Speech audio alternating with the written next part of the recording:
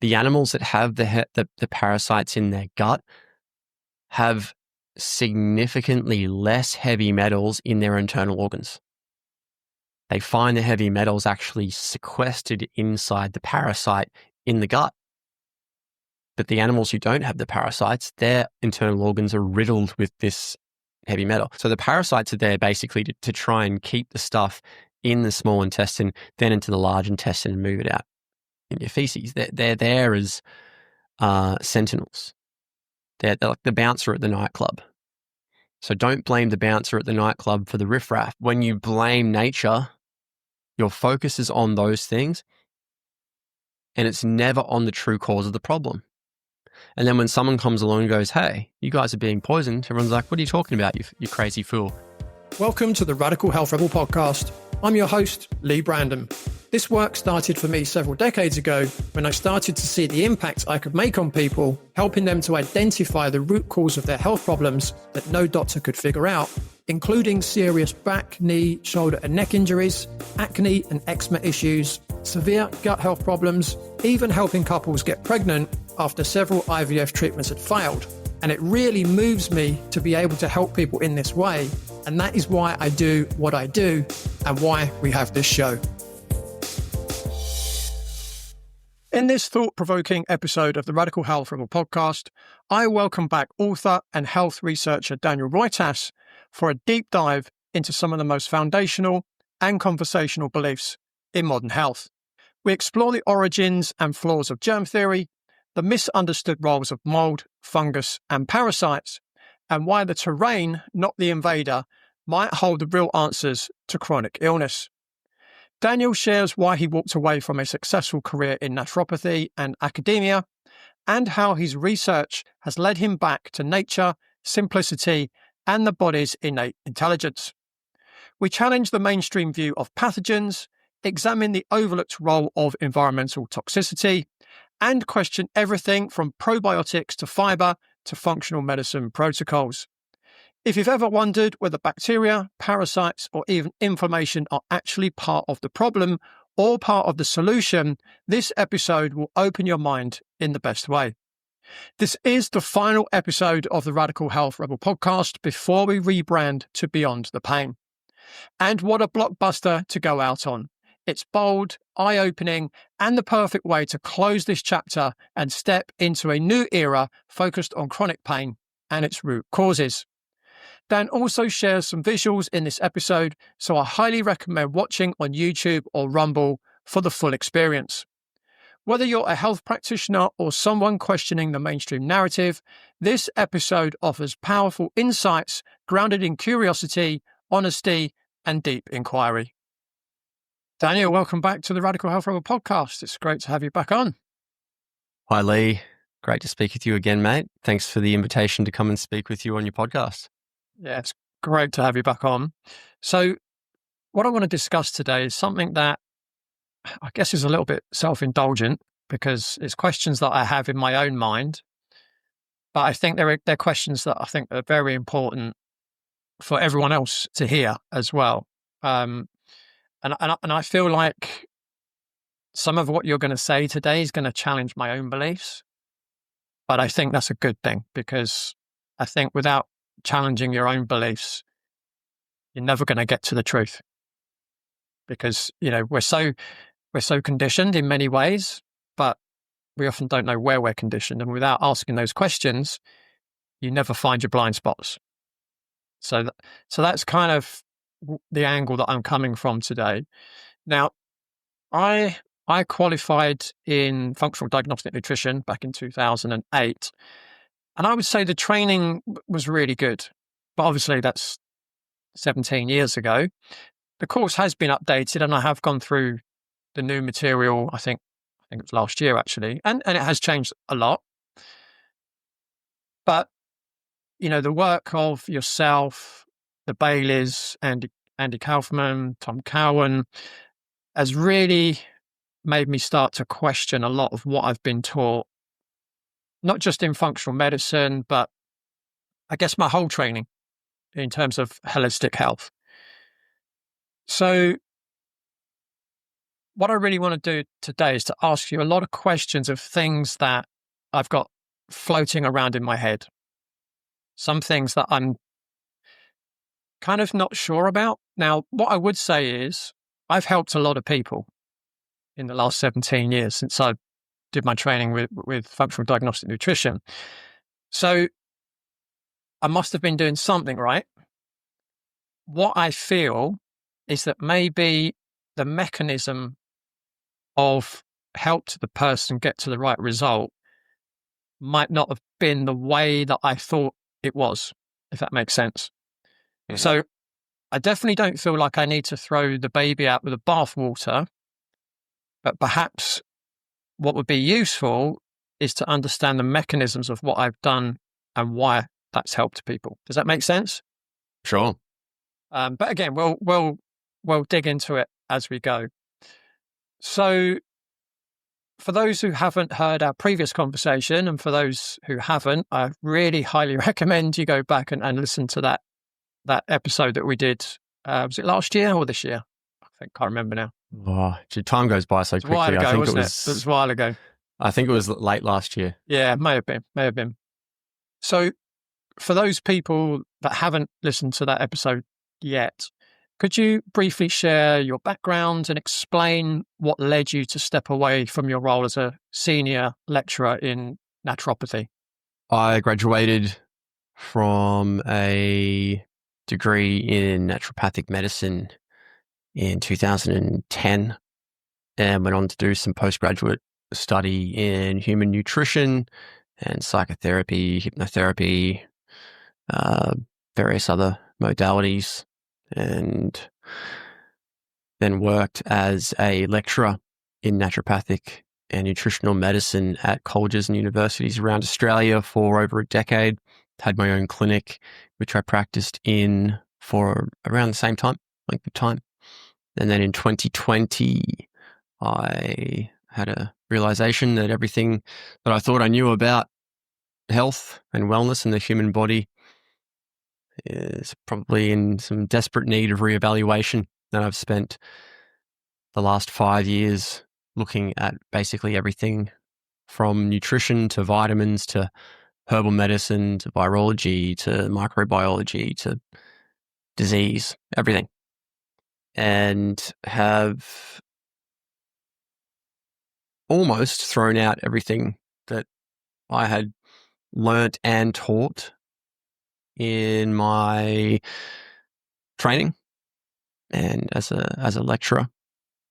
And here I am now with a sort of newfound understanding, which has brought me right back to the very, very fundamental things of health and wellness that I learnt in maybe my first 6 months of my undergraduate qualification. And all of that stuff that I learnt then, I dismissed because I thought it was very simple. I thought it was very basic. I was like, yeah, everybody knows this. Let me get to the juicy stuff. Let me get to the 3rd and 4th year where I can start learning the real nutritional biochemistry and how to do the testing and how to do the prescribing and this kind of thing. And yeah, I've since realized that all of that stuff really isn't the most important thing. The important thing is the fundamentals and the basics. And those are the things that people need to get right in order to heal themselves. But everybody overlooks those things because they're free, they're readily available, they are low barrier to entry, they're very simple. And most people don't pay any attention to them because how good can something be that's simple, easy, and free? So that's where I am now. I'm just taking a really back to basics approach to healthcare and asking the question, how do I know what I know? And going right back to the foundational papers and evidence on a lot of these things where claims are made about a certain topic and just really breaking it all down and shifting lots of paradigms. So maybe we'll get into a few different topics today. Yeah, it's interesting. You talk about simplicity, getting back to basics. One of the first things we teach our students at the Tech Institute is what we call the 6 foundation principles. Correct breathing, hydration, nutrition, movement, sleep. Very simple, right? And it was interesting, when I read terrain theory, it's just talking about the 6 foundation factors. And again, I want to talk about, when I did my training with FDN, the model, if you like, is called Dress for Health Success. So the D stands for diet.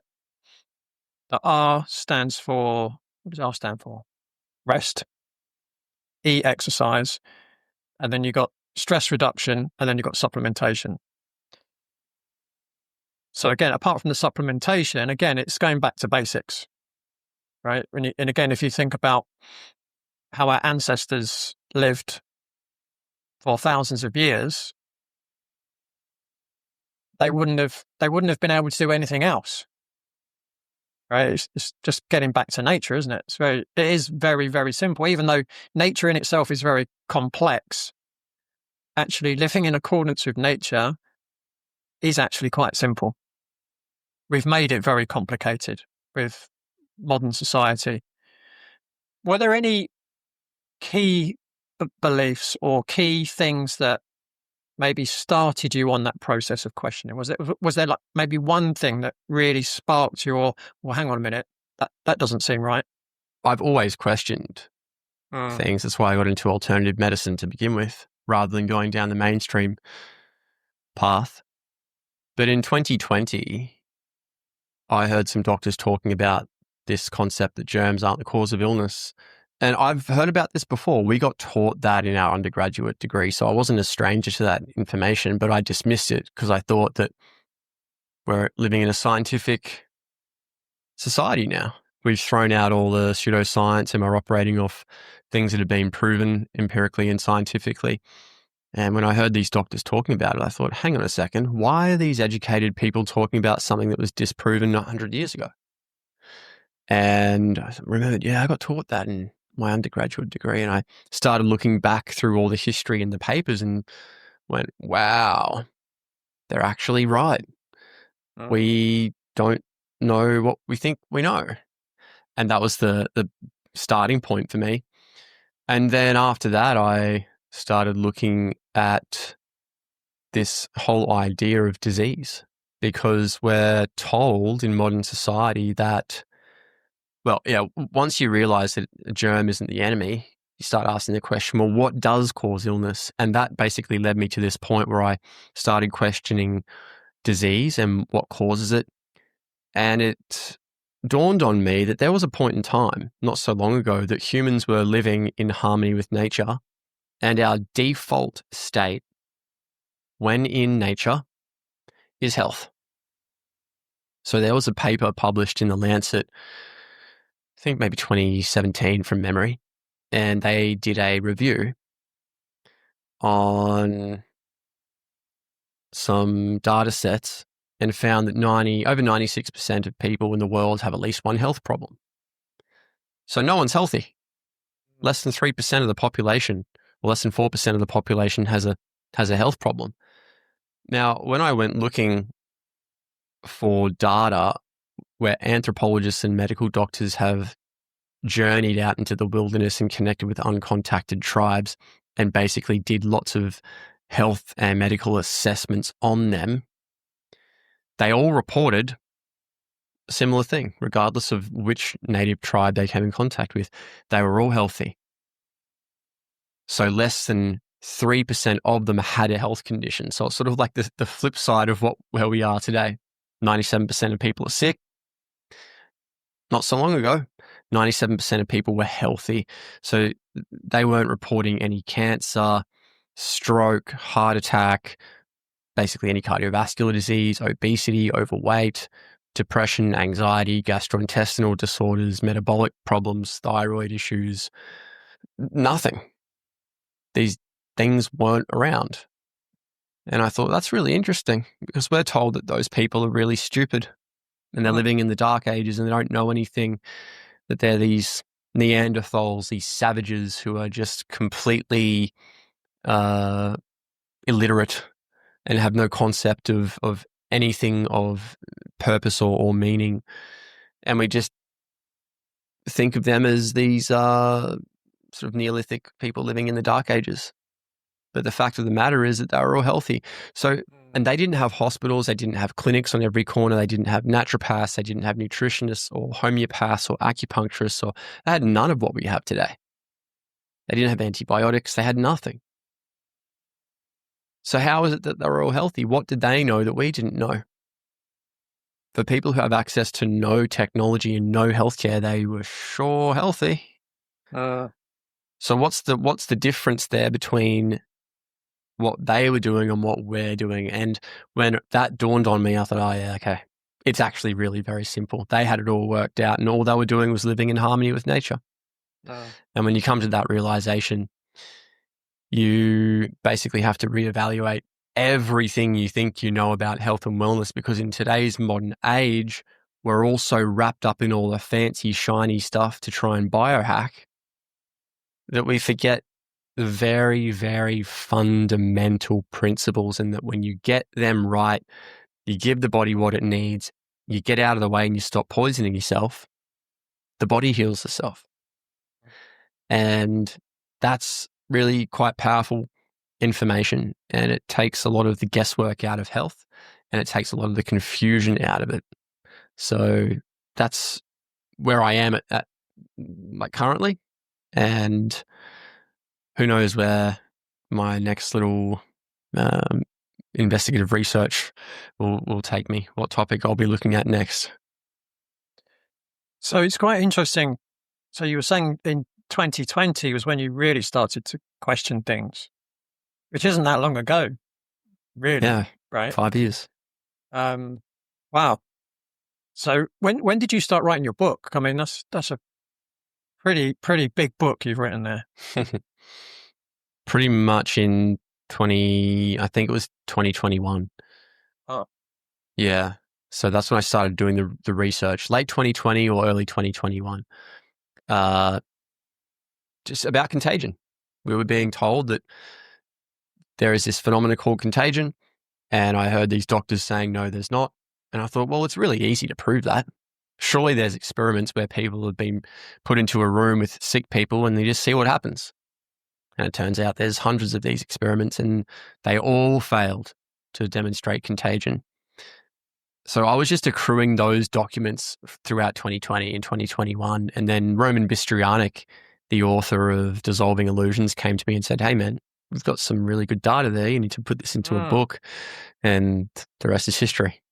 Yeah, for those that haven't listened to my episode with Roman as well, you need to get onto that one as well, especially if you think that vaccines has cured any disease, because the numbers don't back that up either. Moving on, let's talk fungus and parasites, because again, in the functional medicine world, there's quite big things. So we're often told that they're the cause of disease, and even in mainstream and in functional medicine, not so much in functional medicine now, but certainly it used to be, is that the approach would be to identify and eliminate. Right, that's the bad guy. We've got to kill the bad guy. Certainly, that's still the case in conventional medicine. I definitely think functional medicine is moving away from that.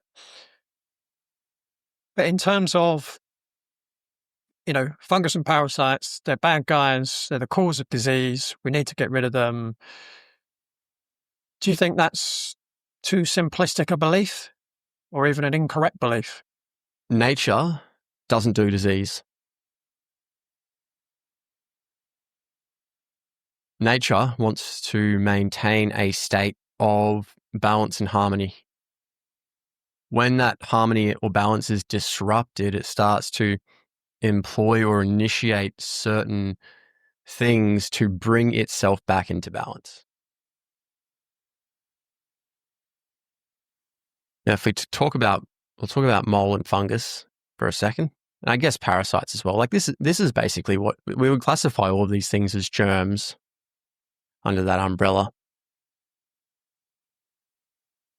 It's well established in literature that, say, mold, for example, has the capacity to take certain toxic man-made chemicals and convert those into non-toxic organic acids, which can then be put back into the environment and used as a fuel source for other microorganisms or plants.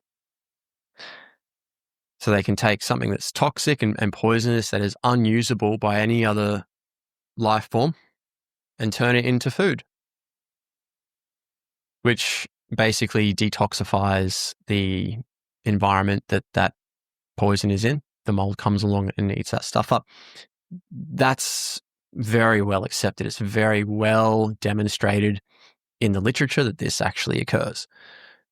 But we forget that when it comes to, say, looking at a moldy spot on your bathroom wall, and you walk in there and you go, oh my God, I got some mold there. And yeah, ever since that mold came around, I'm getting sick. And people draw this conclusion. They make this association that it was the mold that was making them sick. So what's really interesting is that there's hundreds, if not thousands, of different toxic man-made chemicals in building material. So in drywall, for example, there's all kinds of stuff. When that material gets wet or damp, it off-gasses those toxic chemicals into the air, and those chemicals aerosolize. Hundreds, sometimes 1,000% greater than what they are when there's no dampness or humidity in the air or in the environment. So people walk into the room, or they've got mold in their house, and they're like, oh yeah, since that mold's there, I know I'm sick. Is it the mold making you sick, or is it the fact that you're breathing in those toxic chemicals? And it just so happens that that mold converts those toxic chemicals into non-toxic chemicals. So the mold is there to do three things. To we can even just simplify it down to two things. To biotransform and to biosequester.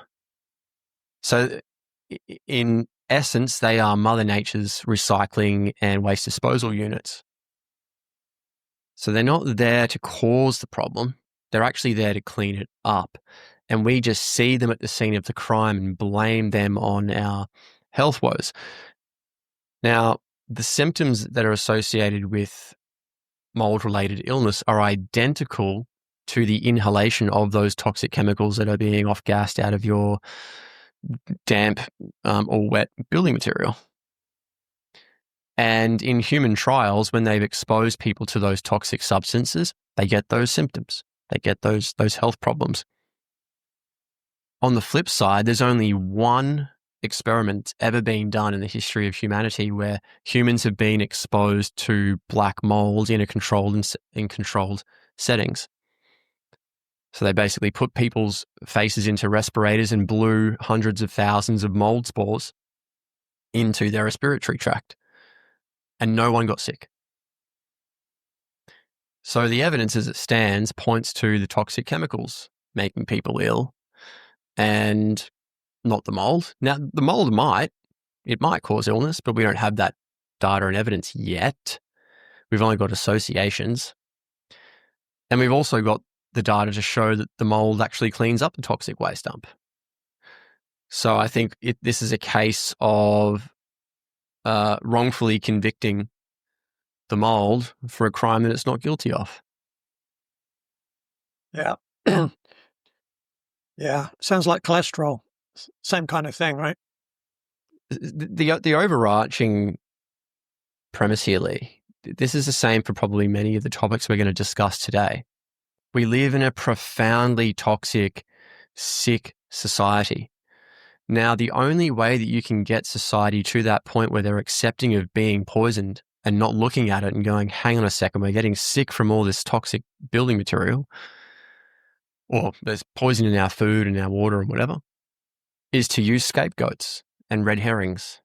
And that is blame the mold, blame the bacteria, blame the parasite, blame the inflammation, blame the cholesterol, blame the thyroid hormones, blame your microbiome. Put the blame onto nature. Never look at why nature's behaving that way or why your cholesterol's elevated and what it's actually trying to do. Why is the mold there? Why are the parasites there? Yeah. If when you blame nature, your focus is on those things and it's never on the true cause of the problem. And then when someone comes along and goes, hey, you guys are being poisoned, everyone's like, what are you talking about, you crazy fool? There's mold in my bathroom. So the longer we continue to blame nature, the longer we can continue to poison ourselves. And we just go round and round and round and round in circles ad infinitum. But as soon as we realize that actually, no, Mother Nature's trying to help us, because we are a part of nature, we're not separate to it, that then draws our attention towards the true causes of the problem. But see, most people don't want to deal with that because it would mean that we'd have to really change the way we do things in our society. We'd have to really clean up our act and take self-responsibility for a lot of these things. But the way it currently stands is, oh, it's just my body. My body just started doing something wrong for no reason at all. And just the mold's just always there. It's just in nature and it's bound to get me. And the flip side is, no, actually, our environment is very far removed from how it should be, and we're not living the way that we should be. And it's time to clean up our act. Yeah, and it's not just people not wanting to take responsibility for themselves. There's also the fact that there's lots of money to be made maintaining the status quo, maintaining people being sick, the maintenance of, poisoning people. There's a lot of money in that as well. So it's almost coming from both ends, isn't it? It's top down, but it's also bottom up because, people, as you alluded to, it's difficult. Let's say it's difficult or challenging for people to take their responsibility for their own choices, their own decisions, their own health. Just on that point of, we're talking about fungus and mold in particular, I can imagine some people are listening to this, watching this, and they're going to say, okay, but what about mycotoxins? Surely they cause disease. No? What's your view on that? So we're told that, and just before we get to that point, I think we hold the power. So we're sort of looking at it this like from bottom up and then top down. I think the balance of power lies in our hands. So if everyone tomorrow went, you know what? I don't want to live in a toxic house anymore. I'm not building my home with toxic materials.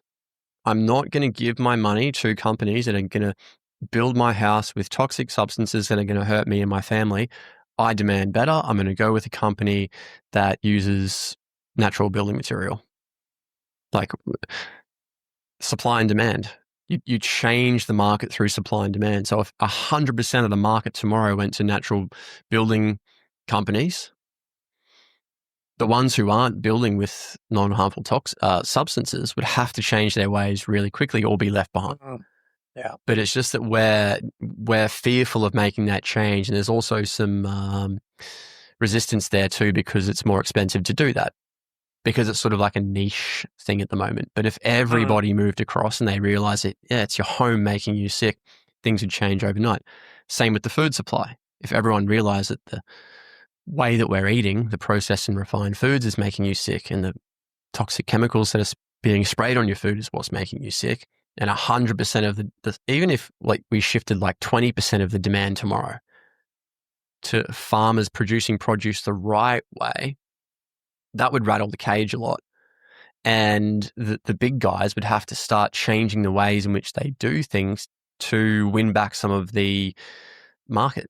So I think we do really hold a lot of, we hold far more power than we realize. Yeah, and that's where education comes in, right? Because people need to be educated more to be able to make those decisions. And, that's why we have podcasts like this, to try and help educate the people that, as you said, we do have the power, but people need to know what those right decisions are for their own health, and to stop making those choices that are actually harming them and start making choices that are going to help them and everybody else as well. That's right. Now, on the topic of mycotoxins, So there's a couple of different ways of looking at mold as the cause of illness, that we come in contact or we inhale the spores. There's spores everywhere. And quite often, like I've spoken to building biologists and public health specialists on this matter, and quite often they'll find more spores outside of the home than they will inside of the home. And a lot of people go and do things like forest bathing, for example. I'll go out into a forest where there's just mold and fungus everywhere, and you don't hear any reports of people going out and getting mold toxicity when they walk into a forest. So why is that? It's because the food source of what the mold is breaking down matters. So the waste being produced by the mold is dependent on what it's putting in its mouth. So if you're feeding it poison, there are going to be metabolites it is producing that may be toxic to human beings, but you're putting poison in the first place. Think of mold like an ice cream making machine. You can make beautiful ice cream with some really high top quality milk and cream and some organic, like natural wild honey. And that's probably all you need, right? Just those 3 ingredients. You put it into an ice cream making machine and out comes beautiful ice cream. Now, what happens if instead of honey you put cow poo in there? Would you blame the ice cream making machine as the cause of the problem? No, you're going to blame whoever put the cow poo and replaced it for the honey. There was a cow poo that was the problem. The mold is the ice cream making machine. It's just there doing a job. Whatever you put into it, it's going to have certain outputs. If you put poison in, you're going to get poison out. But it does a really good job at converting a lot of those harmful substances into non-toxic substances. Now, that's important in the context of mycotoxins, because they say that mycotoxins can piggyback on the spores. So it's not necessarily the spores that are the problem, but it's the mycotoxins. There's some sort of doubt about this claim as well, because they suggest that mycotoxins aren't volatile, so they can't disperse into the air in any appreciable quantity, certainly not enough to be causing illness in people like what we're seeing. So that's problem number one, is that they're not volatile. The other thing is that the mycotoxins that are produced are dependent on the substrate that the mold is growing on. So there are papers that have put the same type of mold on different substrates, let's say 3 different substrates or food sources. Growth medium, you might call it. And one mold, or that mold growing on one type of substrate, basically produced no mycotoxins. On another substrate, it produced a moderate amount of mycotoxins, but when they analyzed those mycotoxins, they found, they weren't very toxic at all. There was like really low levels of the actual toxic component within that mycotoxin itself. And then when they put it on the third substrate, it was producing heaps of mycotoxins in really high concentrations. And it was quite, a lot of the potent mycotoxin was present in that metabolic waste that was being produced by the fungus or the mold. So it's not the mold. What it's producing is dependent on what it's living on. It's the ice cream making machine. Yeah. So but it's the same as us, isn't it? Yeah. Right. Whatever we eat determines the level of toxicity of our bodies, or whatever we consume, whether it's food or the air or whatever. It's no different. Here's one for those of you trying to reclaim your energy, your strength, or just your confidence in your body. Brian was a busy banker who wanted to get fit again, but back pain and a lack of results left him frustrated.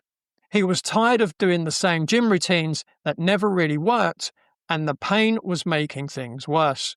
We changed everything. New program, smarter nutrition, better core stability. He got stronger, dropped the pain, and started getting compliments from friends and family about how good he looked and felt. If you want more than short-term fixes, grab my chronic pain breakthrough blueprint at www.bodycheck.co.uk/free pain guide. You can feel like yourself again, stronger than ever. Yeah, even think of like your liver. So when you drink alcohol, the alcohol itself is not inherently toxic to the body. When it goes to the liver and the liver's like, okay, we've got to get rid of this, we need to metabolize it, it converts it to acetaldehyde. And the acetaldehyde is the thing that causes damage to the body, which is it's the metabolite of the alcohol. So it goes through the liver and then you get this toxic thing being produced. Same thing with the mold. You put this substance in, it breaks it down and it produces a toxic waste product, which could potentially harm you. But why blame the mold? Are you blaming the liver on the negative health effects of alcohol? No. Blame the alcohol. Blame the input. The inputs matter. So we need to shift our focus and attention away from the mold and start looking at what they're eating. Yeah, because what they're producing, their waste that they're producing is very different inside a home compared to what they're producing on a damp log in the bottom of a forest somewhere.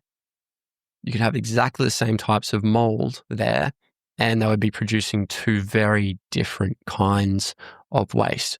So hopefully that explains the conundrum that we're seeing there a little bit clearer. Yeah. Yeah, I wanted to ask that because I know some people are going to be asking that question. So with regards to parasites, so again, it's a similar thing. They're there to, let's say, help with toxins in the body, protecting us from the toxins. But what about, again, people will say, yeah, but to have a parasite is a bad thing because it's robbing us of resources. What would you say to that? That's a bold claim to say that it's robbing us of sources. What they're likening parasites now to is being a sentinel. So they're the guard at the gate. Now, certainly in animals, what they've found is that animals that have parasites in their gut, when they are exposed to harmful substances like heavy metals, like mercury or lead, for example, the animals that have the parasites in their gut have significantly less heavy metals in their internal organs. They find the heavy metals actually sequestered inside the parasite in the gut. But the animals who don't have the parasites, their internal organs are riddled with this heavy metal. So the parasites are actually there. This one reason why they're there, I'm not saying this is the entire reason, but one reason why they're there is to protect you from exposure to things that you might have been ingesting in your diet or in your water, maybe that you've inhaled or whatever else. Because if you're inhaling stuff, it goes through your blood supply, goes to your liver and gets excreted out in your feces. And that can get reabsorbed in your intestinal tract. So the parasites are there basically to try and keep the stuff in the small intestine, then into the large intestine and move it out in your feces. They're there as sentinels. They're like the bouncer at the nightclub. So don't blame the bouncer at the nightclub for the riffraff. And they also convert heavy metals into non-toxic forms of heavy metals. So they can turn things like mercury into the methylated form. So they're actually converting it into something that when it goes from your body out into nature, it's not going to damage the next organism that it comes in contact with. Have you ever watched a movie called Saving Private Ryan? Oh, probably a long time ago, so don't ask me to remember what was actually in it. There's a scene where they're walking through the bush and that the little squad there with Tom Hanks and whatever, they come across an outpost of the enemy and they say, yeah, look, we've got to take this outpost out. And all of his soldiers are going, no, Captain, we can't take these guys out. This is not a part of our objective. Our objective is to go and save Private Ryan. And the captain goes, no, our objective is to win the war. Our objective is to deal with the enemy. They're right there. We've come across them. We've identified them. If we don't deal with them now, they could flank or ambush the next squad that comes through who doesn't see them. So we have to take care of them. So if they didn't take care of them, they just walk off. That enemy squad could attack the next troop that comes through, and it could cause a really big problem. It's a similar thing with parasites. The heavy metals come in and the parasites go, right, we are dealing with this now, so that the heavy metals only negatively impact an organism once. Because if the heavy metals went into you and through you and you excreted them and they weren't dealt with adequately, you put them back into the environment, and then they eventually make their way into the food supply again or the water supply again. And then the next person becomes exposed to it. So it doesn't impact one person. It could impact 2 or 3 or 4 or 5 or 10. But your body goes, no, the problem ends here. The mercury comes in, the mercury gets methylated, and then it goes back into the environment, and now it's not a problem anymore. So that the parasites are Mother Nature's cleanup crew. They are there for a reason. They are there for a purpose.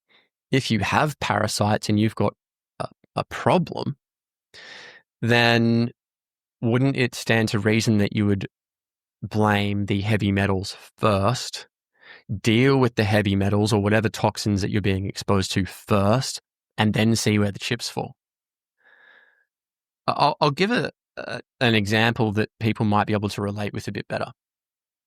Our goats made their way onto a neighbor's land a little while ago who was spraying pesticides all over their fruit trees. We don't spray anything here. We're basically organic, biodynamic, whatever you want to call it. And within a week or two, the goats in their feces had all of these parasites, all these worms and stuff just infesting their feces. And I thought, wow, isn't that interesting? That now after eating the poisoned plants, they've got parasites in their gut. And I jump online and I find that some of these worms and things can actually convert toxic substances. I'm not sure if it was specifically the herbicide that they were spraying, but it's like, yeah, maybe the actual parasites took up residence inside my goat's gut to protect them against the herbicides that they'd eaten. And within a week or two after eating the poisoned food, and we'd removed them from the food source, their stools began to normalize and their parasites went away. But if they were continually eating that poisoned plant week in, week out, the parasites would be there and we'd call it a chronic infection. So is the parasite there to deal with the problem and to gobble up the pesticides before it gets into the goat's systemic circulation? Or is the parasite there to basically it took up residence because the pesticide weakened the goat's immune system, and then the parasites hatched and they're like, yes, we've got a weak host here that we can take advantage of, and now we can make the goat's life a living misery? Like, which situation was it? Or was it a third option that we haven't sort of realized or discussed here? I don't know. But I tend to think that Mother Nature is working for us, not against us.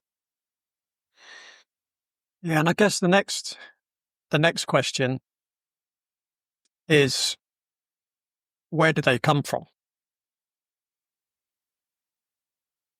I don't know. Because, the other thing, again, if you think about parasites, if we're talking about worms, etc., most people think, well, I go on holiday to somewhere tropical. It comes in via the food supply. I come back home and now I've got, diarrhea or whatever it might be. So what's your view on that? I don't know. I have a theory. And there is a little bit of evidence to support this theory, but we haven't researched it enough to know for sure. And just before I go on to that point, think about your soil. Healthy soil, you've got you've got earthworms and stuff there, right? So why would it be any different for your gut? Why do we look at soil and go, yeah, well, I've got heaps of worms and stuff there. That's beautiful, healthy soil. But I want a completely pristine, sterile gut. I don't want any of these creatures and creepy crawlies and things inside there because that's going to be causing the problem. Maybe parasites are commensal. They're actually a sign of a healthy ecosystem inside you. Where could these parasites be coming from? They could be coming from the outside. So we might ingest eggs and they hatch inside us when the conditions are right, when there is a food supply available. They also, and this might be met with a bit of resistance by people, but they could also be produced spontaneously from within us. Why do I say that? There is some research that was done in the 20s or 30s from memory, where a bunch of microbiologists took a pure sample of a particular bacteria, grew it under very specific conditions, and then they started to change the conditions of the growth medium that the bacteria were growing in. And then all sorts of different bacteria began to grow. And they also noticed over time that organisms resembling parasites started to grow inside these petri dishes or these culture flasks. Now, the rebuttal against that is that the samples were contaminated, that they weren't pure cultures of bacteria, and somehow something else had been introduced from the outside in. And that explains why they were unable to maintain a pure culture. But this phenomena is called pleomorphism, and it's been demonstrated by the US Department of Agriculture in the 1920s and the 1930s.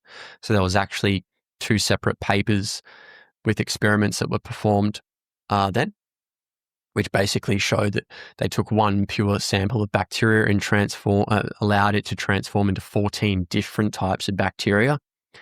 And the Russians, the research department of microbiology, I think within a government division somewhere in Russia in the 30s, basically published a paper showing the exact same thing and said, look, pleomorphism has been proven. It's time for microbiology to update its understanding. Let's move forward accordingly. But these findings and similar findings published by dozens, if not hundreds of other scientists throughout the last century have really fallen on deaf ears, because if such a thing occurs, it really throws a big spanner in the works for our current understanding of microbiology. So those parasites may, I don't know if they do, but they may come from within us, depending upon the internal conditions of the gastrointestinal tract. Yeah, I've heard. Is it Jacob Diaz? Yeah, I've heard talk about that. And is it it's almost like there's like a stem cell almost. I think is it Microsymers or something like that they call it, and they can become whatever's needed. that's what they say. So we accept that in mainstream microbiology, that we have stem cells that, depending on the conditions within certain tissue, will transform into different cells. So if there's a certain amount of, like a certain pH or a certain food supply or an energy source or a certain temperature or certain hormones or certain inflammatory mediators being exposed to that stem cell, it will direct it to turn into a bone cell or a lung cell or a brain cell or whatever it might be. Now, there's a similar train of thought that actually happens within places like the gut and on your skin, where there's a single base unit that, depending on the needs of that specific location, can allow for a specific bacteria to arise and perform its duties, which is, if it's true, and I don't know if it is, I think much more research needs to be done. But if it is true, then that's really quite a eloquent and intelligent design because it implies that there's not randomness within the realm of microbiology, that everything is actually growing exactly where it needs to be growing. It's not random, that there's just microorganisms growing willy-nilly and it just happened per chance. It's actually there's some structure and order to this. So if you'd like drop some food on the table and it needs to be broken down by particular bacteria, according to germ theory, that bacteria, wherever it is, say it's like 10 meters that way, it's got to now somehow detect that that food's there. And how does it get there? Does it crawl? Like, it's going to take a long time. Does it become airborne? How does it become airborne? Does it direct itself to that piece of organic material? Or does it just float through and just land there per chance? That's pretty random. If that was the case, I think things breaking down would be a relatively slow, tedious process. Or it would imply that all kinds of bacteria need to exist ubiquitously.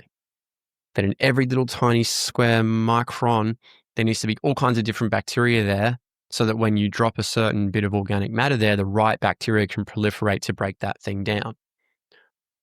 That's a pretty inefficient system, to have every single bacteria everywhere all at once. Or you just have one base unit that is there that can just transform into the right thing at the right time, do its job, and then go back into the base unit and just wait for the next thing to come along, and it will then change its form into the right thing. It's like a multi-tool, right? Whatever job you need to do, you've got the tool on hand. You just change the head on the tool. It's like, yep, got it right here. So that seems like a bit more of a efficient and eloquent system compared to the one that we currently understand. It might be neither of those. It might be the way that germ theory tells us. I don't know. But there's so much evidence out there that casts doubt on the mainstream story, the conventional wisdom that we're told, that it's very hard for me to just accept it blindly now. Yeah. So it could be, again, going back to parasites, it could be that we do ingest them, particularly if, hydrochloric acid levels are low in the stomach, let's say, and that's, again, part of the theory. It could also be that, they let's just call it, produce themselves when they're needed within the body, or it could be both of those things. And then, as you've alluded to, it might be something else as well. There's some research that's been done by a group of medical doctors and anthropologists from Duke University. And they went out into the Amazon in the 60s and did research on some tribes there. And they essentially found that in the tribes that had never come in contact with the outside world, there was a complete absence of parasites. They didn't have any parasites at all, even though they were drinking from streams and rivers and lakes and what have you. The parasites only started to come in when the outside world started to encroach in on their territory. Now, is that because they brought in parasite eggs with them? Like the Europeans came in and contaminated the area with parasite eggs? Or was it from mining and logging and deforestation, or bringing in certain chemicals and things which contaminated the air or the waterways, or you brought in processed and refined food, and then the body had to respond to this non-natural food by producing organisms that wouldn't usually reside in your gut to try and break this unnatural, incomplete food down? I don't know.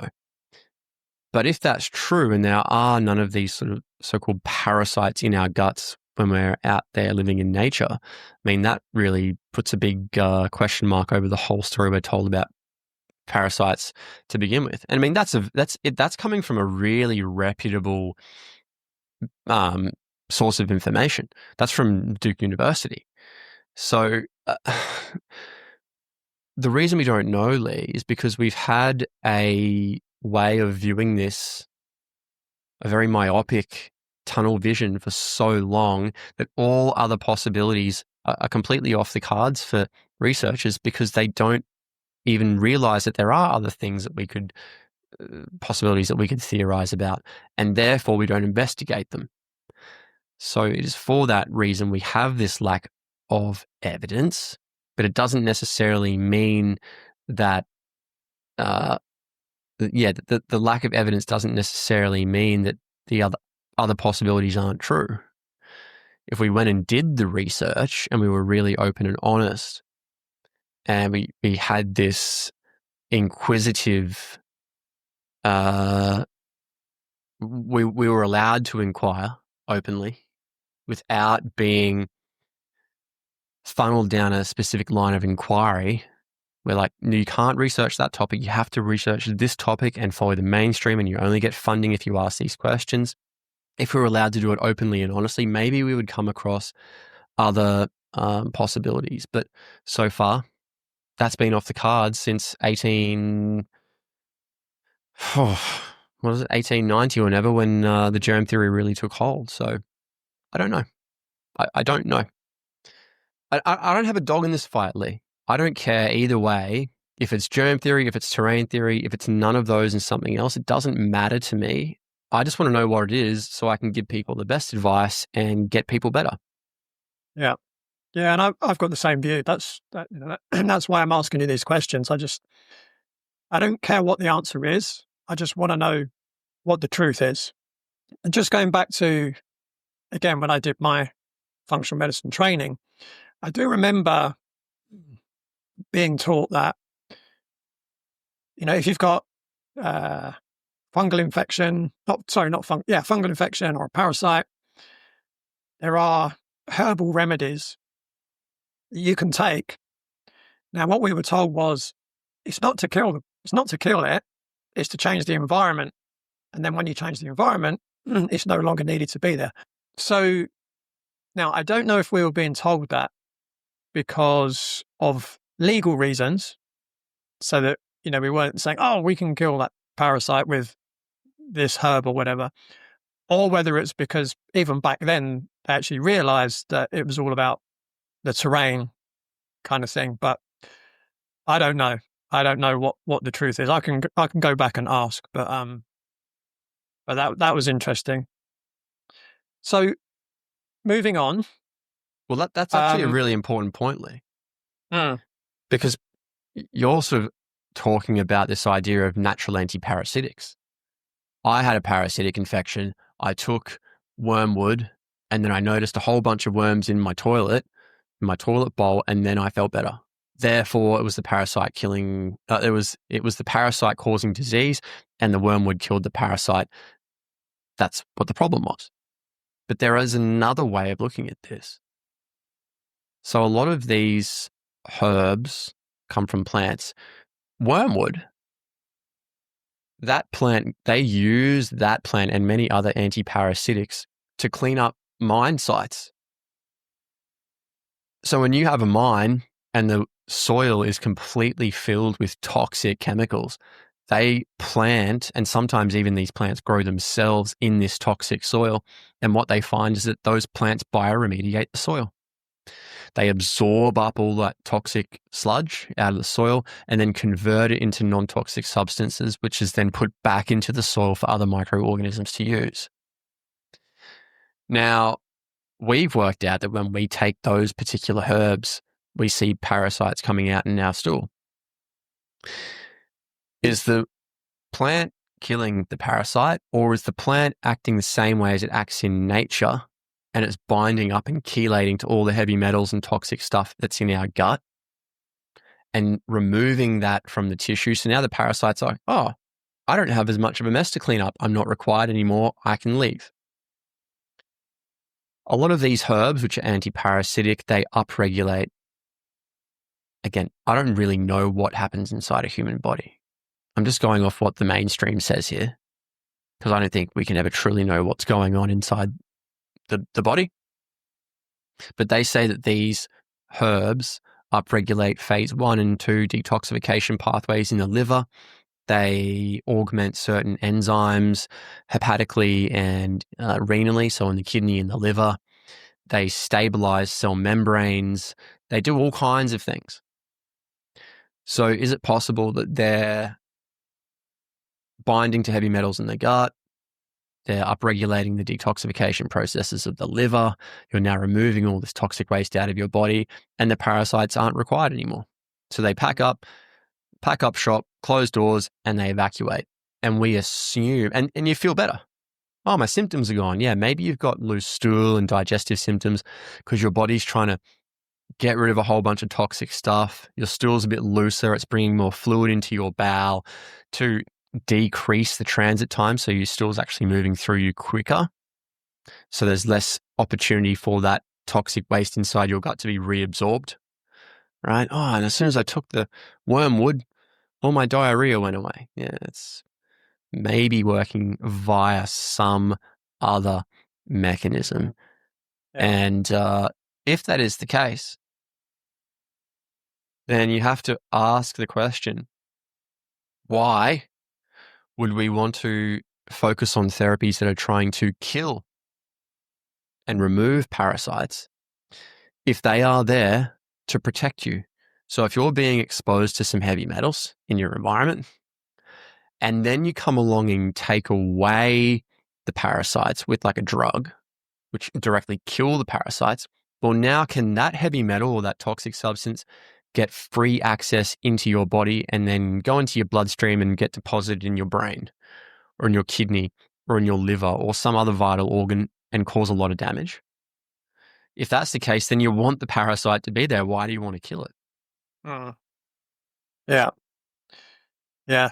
That made me think of another question that would take us on a massive detour, so I'm not gonna go there.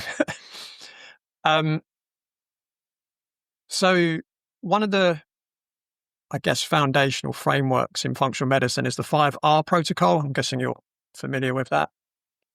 This is like the... I'll go through it because for the audience, I'll need to go through it anyway. Yep. So the first R is remove. So that's when you might eliminate, trigger foods like food intolerances and any kind of toxins. Replace is to restore digestive components like enzymes, hydrochloric acid, bile, etc. The third R is reinoculate. So that's reintroducing beneficial bacteria through probiotics and prebiotics and possibly fermented foods. Fourth R is repair. So heal the gut lining with things like L-glutamine. And then finally rebalance. So things like, supporting everything else with stress management, exercise, mindfulness, etc. So that's the 5 R's. What's your take on its validity and usefulness? Because I know this is definitely being questioned even within functional medicine arenas. Yeah, I think we know this by a slightly different terminology here. I think some people might be familiar with it as the weed, seed, and feed protocol. Or I think we call it 3 R's here, but 5 R's, yeah, it sounds like exactly the same thing, just by different names. I agree with some of it, and some of it I think we might be a little bit off the mark. So certainly removing the cause or identifying, removing the cause of the problem is very important. So what is the thing causing the issue? Can you identify it? Can you minimize your exposure to it? And then can you support your processes of elimination to get rid of it?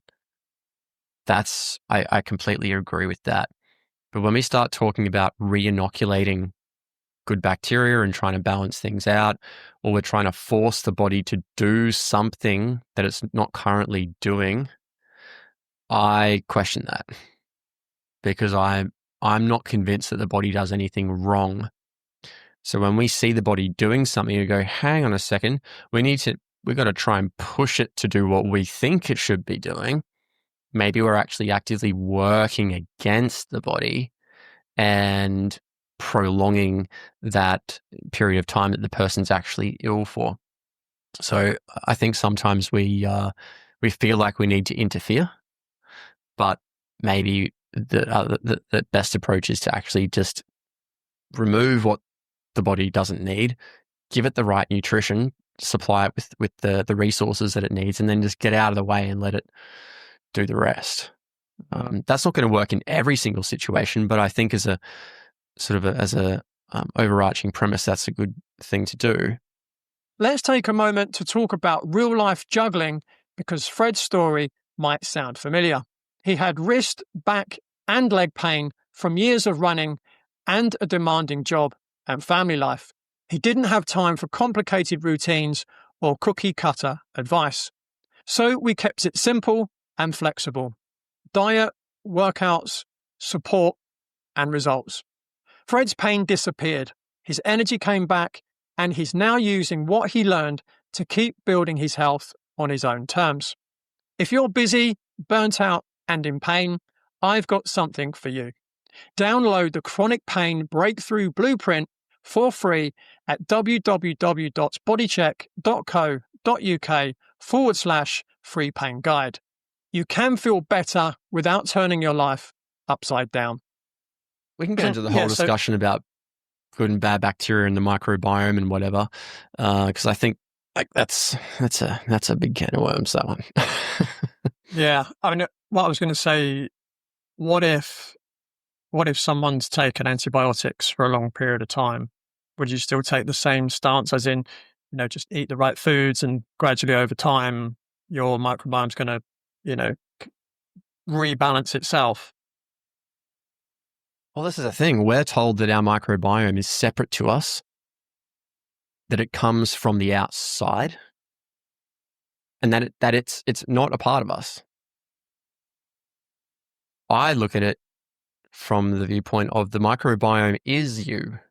It is a part of you. Your microbiome, the cells in there, the little bacteria and things, the organisms, are as much of a part of you as your white blood cells. Just the white blood cells are on the inside, your bacteria is on the outside. It is you. I'm not convinced that you can take bacteria from the outside, put them inside you, and they will take up residence inside you, because they are not a part of you. Like, you can't take someone else's white blood cells and put them inside you and expect their white blood cells to become a part of you. It just won't happen. And there's many reasons why I think that way. And that'd be a very hard thing to demonstrate, to show that, yes, we put this particular bacteria in and it took up residence inside your gut. For all intents and purposes, I think it, from what I understand, those bacteria are transient. So they only flow through you and they don't take up residence. Now, there might be other evidence out there to the contrary, but that's my current understanding. We talk about this concept of bacterial imbalance. So I took some antibiotics and then I got dysbiosis, or then I got a low level of a certain good bacteria and some bad bacteria increased, and now I've got an imbalance. I don't think there's ever an imbalance in the microbiome. I think it's always doing exactly what it needs to do, given the external inputs that we're exposed to. So people talk about a balanced, healthy gut microbiome. What is that? What actually is that? Has it ever been defined? If you go looking, like, so many people just rattle this stuff off. It's like, oh, it's all gut health and it's all dysbiosis and whatever. What does that mean? What is a balanced microbiome? That has never been defined. Nobody has ever defined what that is. Okay, well, what's a dysbiotic microbiome? No one's ever defined it. We have no idea what it is. So it's just these words that get thrown around that have no definition, that are very arbitrary. So if you don't have a baseline with which to work with, then how do you know when something's imbalanced, and how do you know what you're working towards to rebalance it? It's real. I think there's something else there as well. So when we're talking about, we're looking at the research. Or is there any research to say that there's an ideal diet for humans? Yes. Well, or is it different for different people? Right. So if your family come from Siberia, are you likely to thrive on the same diet as someone that their family comes from Uganda? So I think the answer is very simple, but living in a this society that we're currently in makes it complicated. So the ideal diet for a human being is what is local, what is seasonal, what is fresh, and what is available. But nobody eats that way because we're all so removed from reality. So if you go back like 100, 200, 300 years and you went to every single tribe around the world and asked them what to eat, no one would be confused about what to eat. Everyone would know exactly what it is that is edible.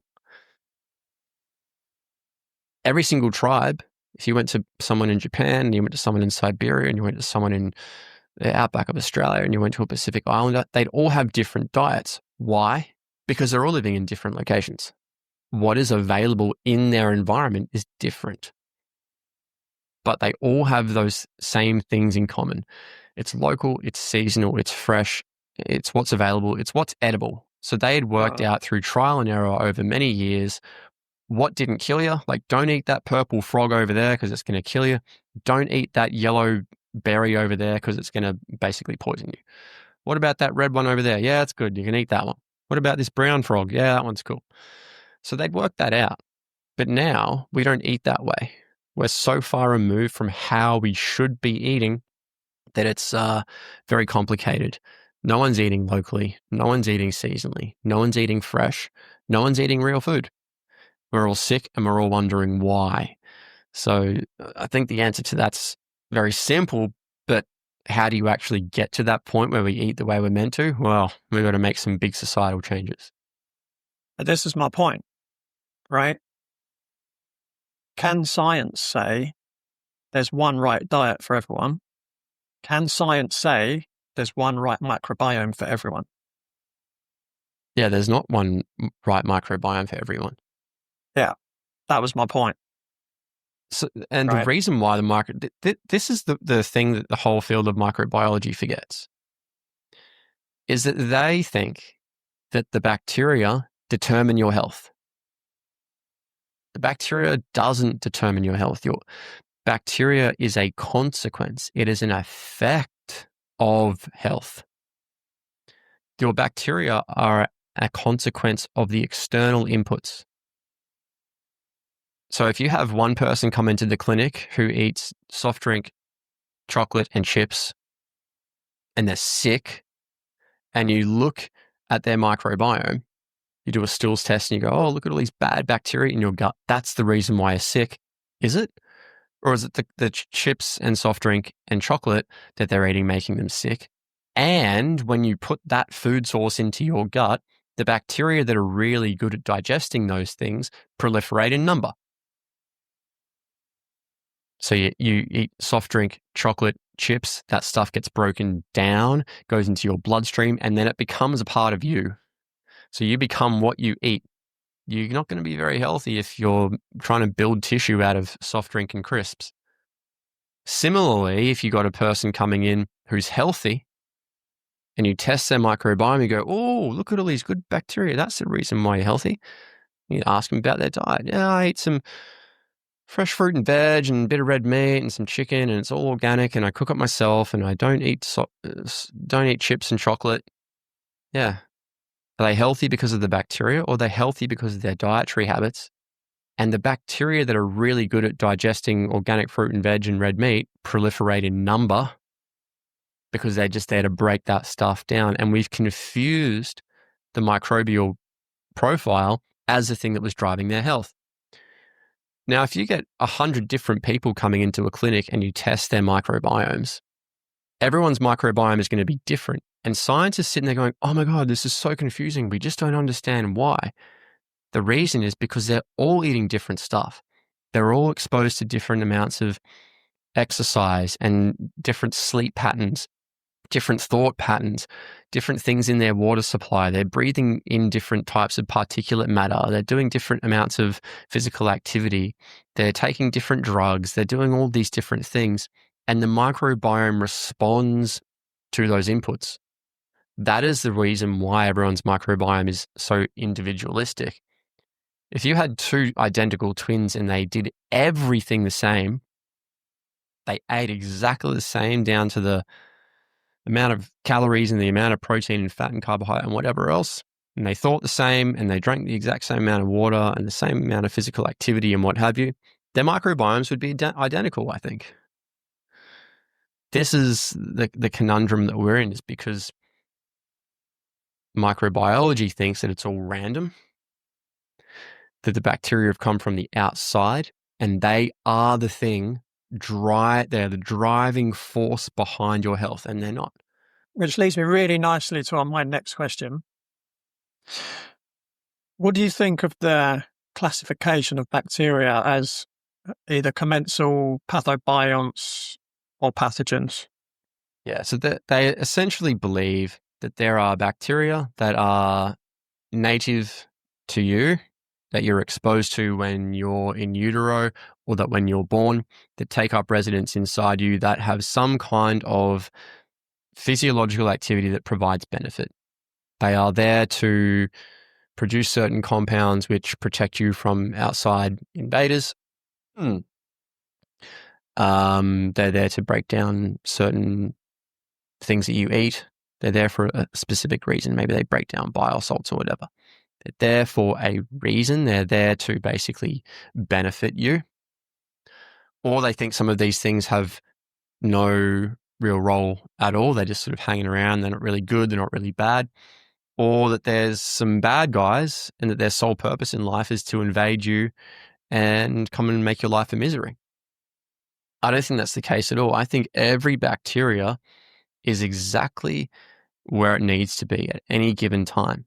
That they are all there for a reason. They're neither good nor bad.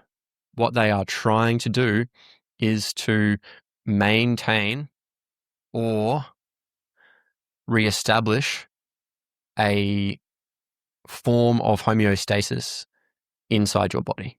That is what they're there to do.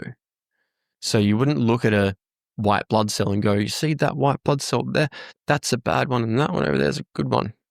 Well, we don't think that way at all. They're just there to do a role.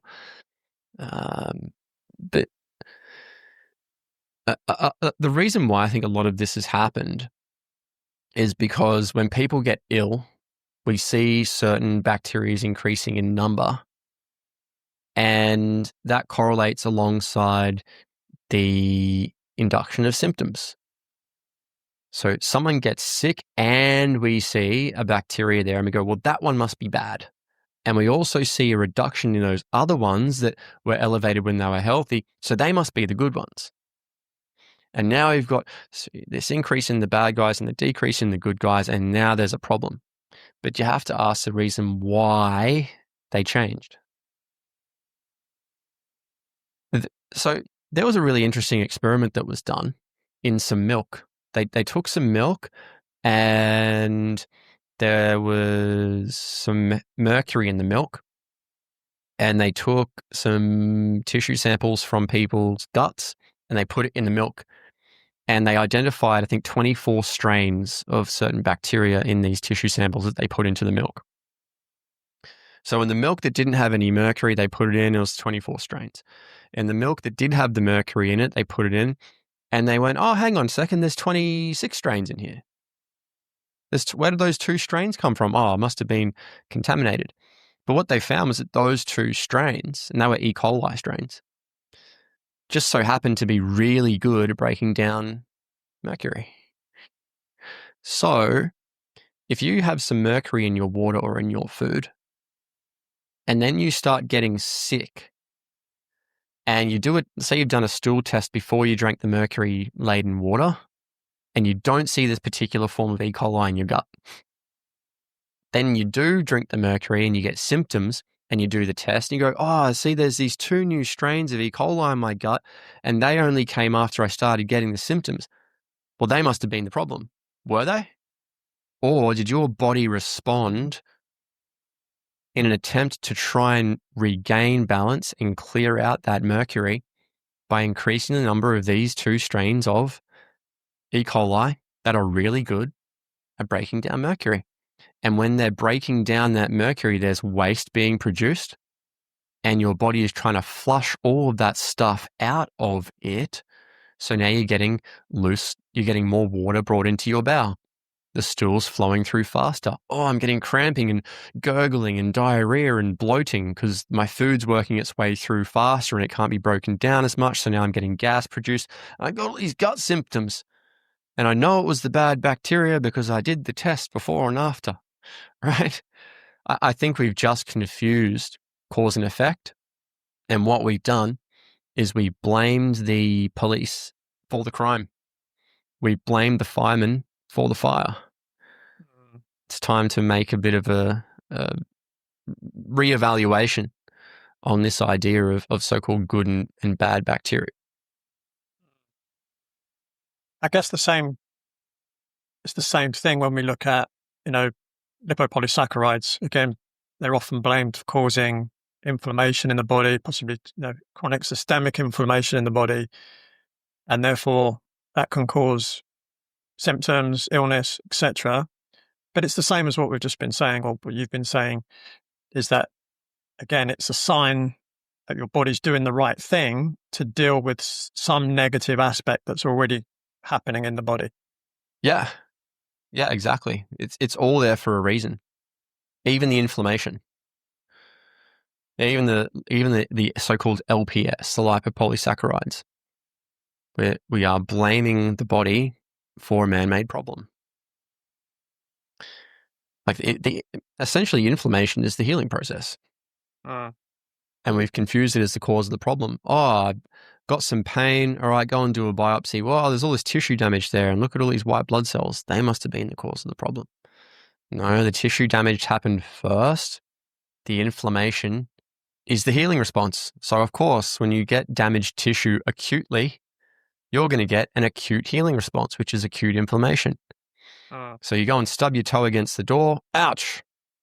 Now I get an inflammatory response. Or you get a splinter in your finger. Oof. You get the inflammatory response because it's the antidote to the splinter. It is the body trying to get that splinter out. But if you keep getting a splinter today and then tomorrow and the next day and the day after and the day after, it's going to always be inflamed. We would call that chronic inflammation. But the tissue damage happened first. The splinter was the cause. The inflammation is the consequence. So this is the same thing in the body. We understand that when it comes to a stubbed toe. I'm chronically stubbing my toe.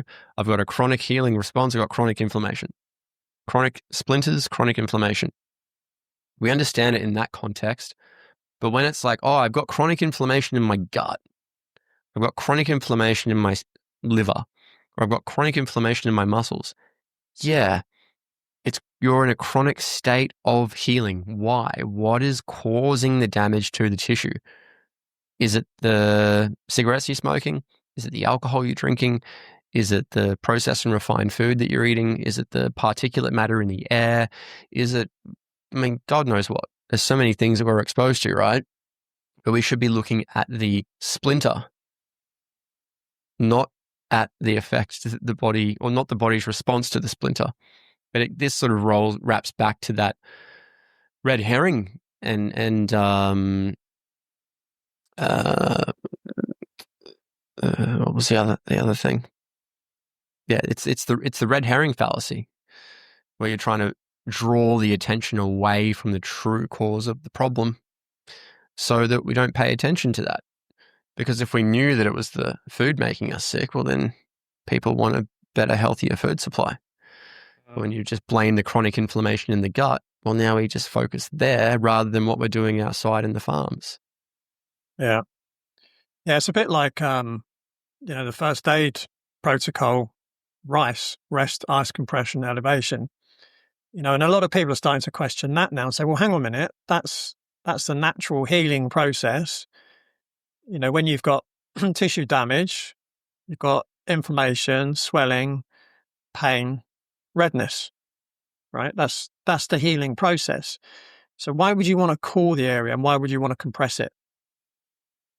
All you're doing is slowing down the healing process. So recently, got a bit of knee pain from playing tennis. I've been doing red light therapy, infrared sauna. I've been using heat to increase the healing process. And it's worked really well. Initially for the first week, I did use a bit of ice, but that was more pain relief. But, after the first few days, it was just all heat, right? You're just speeding up that healing process. Yeah, you're working with the body rather than against it. Yeah. And it's interesting, and I watch a fair bit of sport. And even now you see someone, they get injured on the field, they come off and you just see this ice scratch their leg and you just think, they've got all this money, they've got all the latest science, but yet they're still, slowing down the healing process of, a player that's worth millions and millions of pounds of dollars or whatever, which is quite interesting. And if you get that acute injury occurrence and the body goes, right, we're going to activate an inflammatory response and it's going to take 5 days to heal it. But then you come in and blunt that response with ice and you compress it and you prevent blood flow and you take an anti-inflammatory, so you basically stop the healing process in its tracks and you blunt that response to 5% of what it was. Do you now draw that healing response from 5 days out to 30 days? And then after 10 days, you go, man, this thing should have healed by now. It should have only taken 5 days. And now you're at 15 days and you go, oh, it's still not right. And you go to your doctor and they say, yeah, see, there's all this inflammation. That shouldn't be here. That should have been gone at day 5. Well, it's the chronic inflammation that's the problem. No, it's not. You blunted the healing response and now the body is trying to make up for that blunting effect that we did with the rice protocol and taking analgesic and anti-inflammatory drugs. So we basically just worked against ourselves. And then what do? We blame the body. It's the inflammation's fault. It's really quite absurd. A thing that I think is still pushed heavily, in naturopathy, functional medicine, nutritional therapy, is how important fiber is for gut health. And it seems to me, the research that I'm aware of, there seems to be a lot of research to say, yeah, there's so much benefit in terms of the gut microbiome and diversity and health when it comes to, making sure you've got enough fiber in the diet. What's your view on that? Do you have a view on that? Yeah, it's an interesting one. The mainstream wisdom on this is that the fiber breaks down into short-chain fatty acids. And that those short-chain fatty acids then act as anti-inflammatories or anti-cancer substances in the body. But is that really what's going on? I don't know. How are they working as an anti-inflammatory? Is that fiber binding to certain things in your gut and acting like a broom and taking stuff out? Maybe it is. Maybe it's working some other way. How is it working as an anti-cancer agent? I don't know. I mean, I don't even know if you want to go down the whole cancer rabbit hole, but how is that fiber actually working the way it's meant to work? The major issue I have, Lee, with any of these claims about specific substances in a food is that nobody eats that specific substance by itself. No one sits there and just eats a tub of just pure fiber. So you don't find that in nature. No one sits there and just eats a tub of pure fat. I just get a tablespoon. I'm just eating pure fat. It's just these chains of fatty acids. No one's eating that way. No one's eating just amino acids. We eat food. So fiber is found in plants. And inside a plant is, who knows, thousands of different substances and chemicals and things. So how are all of those things interacting in that food together inside the food? Who knows? How are all of those things then interacting when you ingest them inside your body? Who knows? This is the concept of food synergy. And nutrition basically says we will never know. But what they do is that they take some food, they mess with it, they isolate, or they say they isolate just the fiber, which I think is a major problem. I don't think that is actually what's going on. And then they give it to an animal and they see an effect. And they go, see, when you eat the food that has the fiber in it, this is what it does. How do you know that? You've isolated one thing, you've given it, but now when the animal or the person eats the food, they're also ingesting 999 other things alongside it. So what are all the interactions that are going on there with that fiber that's been studied? When you eat more fiber, maybe you feel less hungry. Well, now I don't feel as hungry. So then you're not going to go and eat the chips and the ice cream. Is that one of the reasons why there's some effects that are observed? Maybe. Maybe it's that there's polyphenols and flavonoids and various other substances in foods that contain fibers, and they're also having effects. I mean, I think it's so difficult to know, and this is one of the main issues I have with the field of nutrition now, is that they have tried to basically mechanize it. They've tried to take this reductionistic approach towards nutrition that I don't think can be done. I don't think you can ever know what's truly inside a food. What's in a lemon, what's in a lime, what's in a bean, what's in whatever. All we can safely say is that a lime is a lime. What's in there? Who knows? I can eat a lime and see an observed effect, so I can start drawing some associations or correlations there. But then I think all that happens is that people make up or invent stories about the effects that they see, and whether or not there's any truth to those stories is, something that we need to think about. Another reason why this is also complicated is that we adulterate our food supply. So when you grow crops and you eat a bean or a grain or a legume or a berry or some lettuce, you're not just getting the lettuce or the grain or whatever. There's also lots of contaminants in the soil. There's heavy metals from machinery making its way into the soil, which is then contaminating the plants. We sprayed 300 billion kilograms of pesticides on our food last year.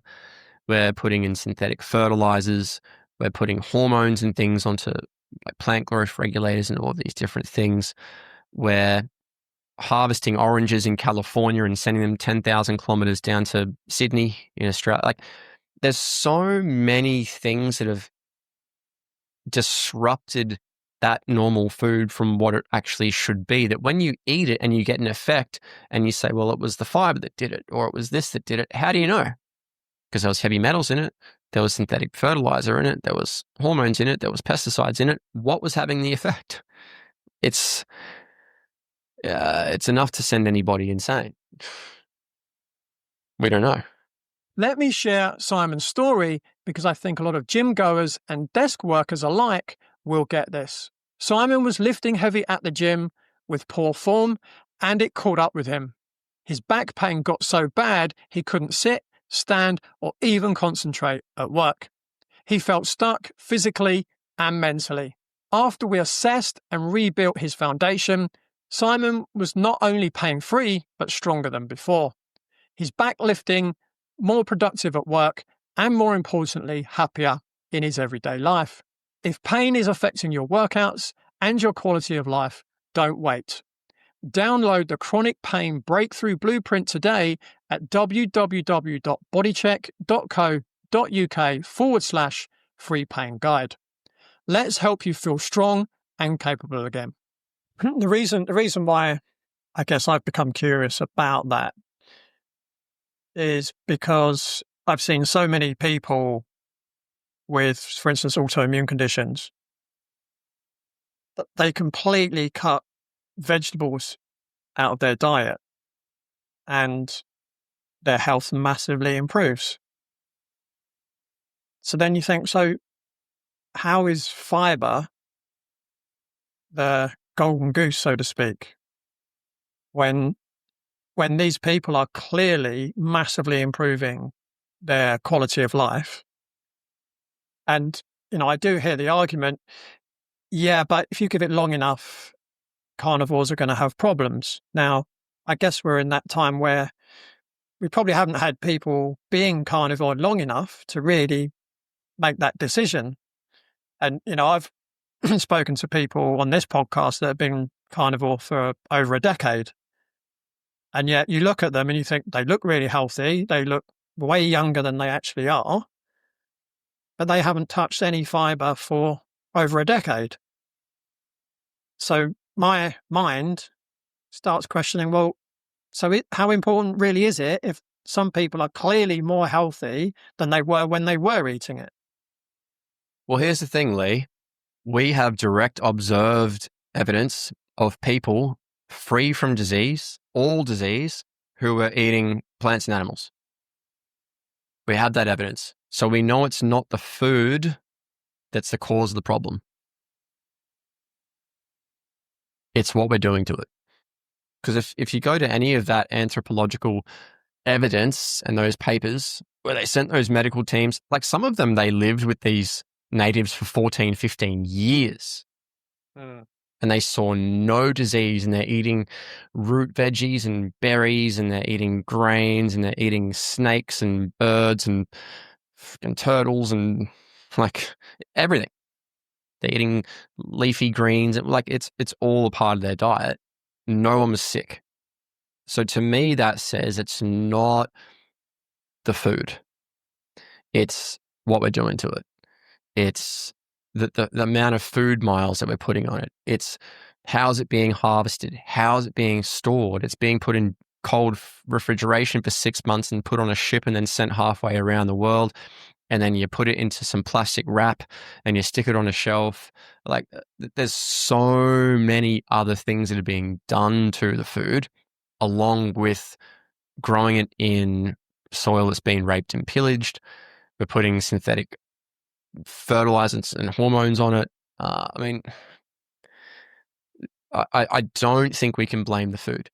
Now, what I think might happen when people get better on, say, carnivore, for example, is if they were eating food, like poisoned food that was, because if you look at some of those fruits and veggies, like they're some of the most heavily sprayed produce on the planet.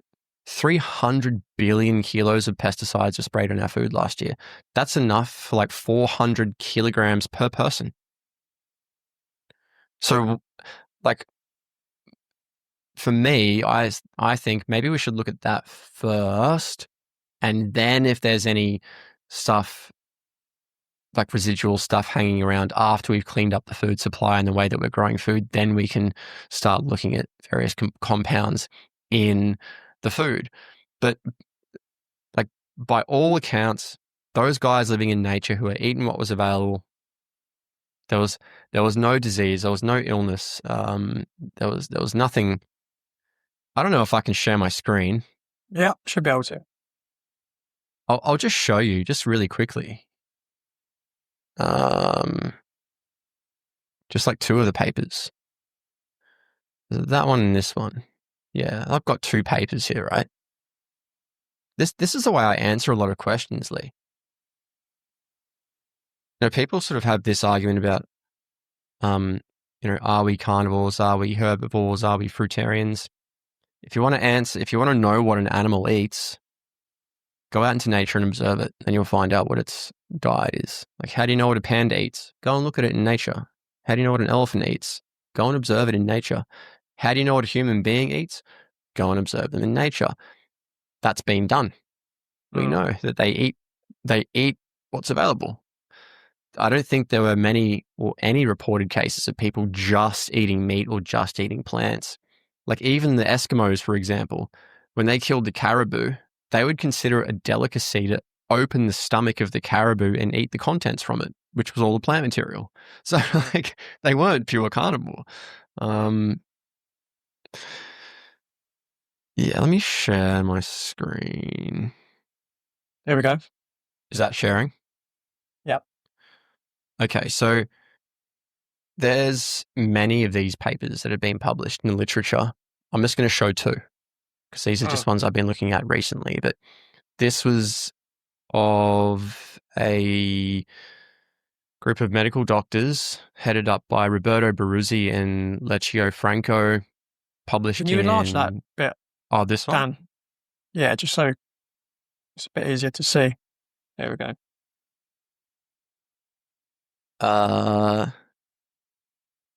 So they went and lived with the Xingu people of Brazil for 14, 15 years. And they had a number of tribes that they were looking at. It was about 1,880 people. And they did all the medical assessments on them over that period of time. And if you go through, they looked at hypertension. They didn't find a single person with blood pressure issues. And they analyzed 282 males and 245 females.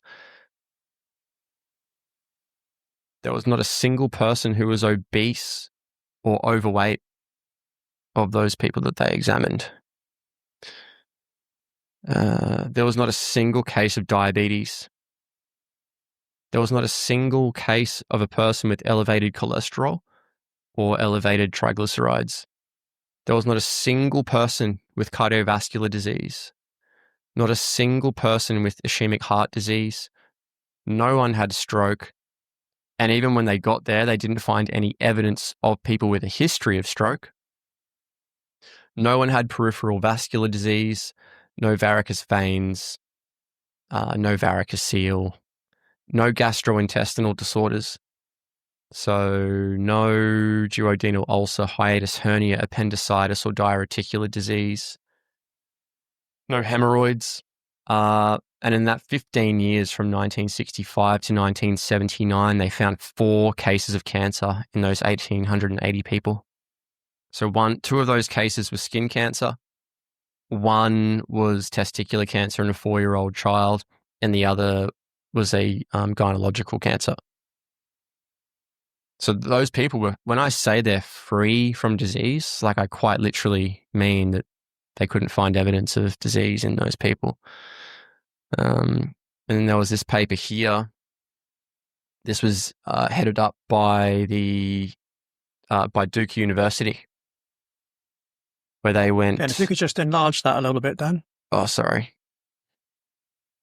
There so this was done by Duke University. There was a guy called Dr.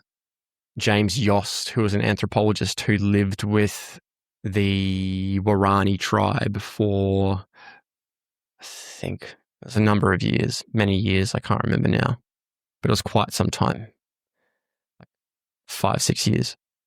And then the medical team from Duke came over and spent 4 weeks doing all of the medical examinations on these tribes people.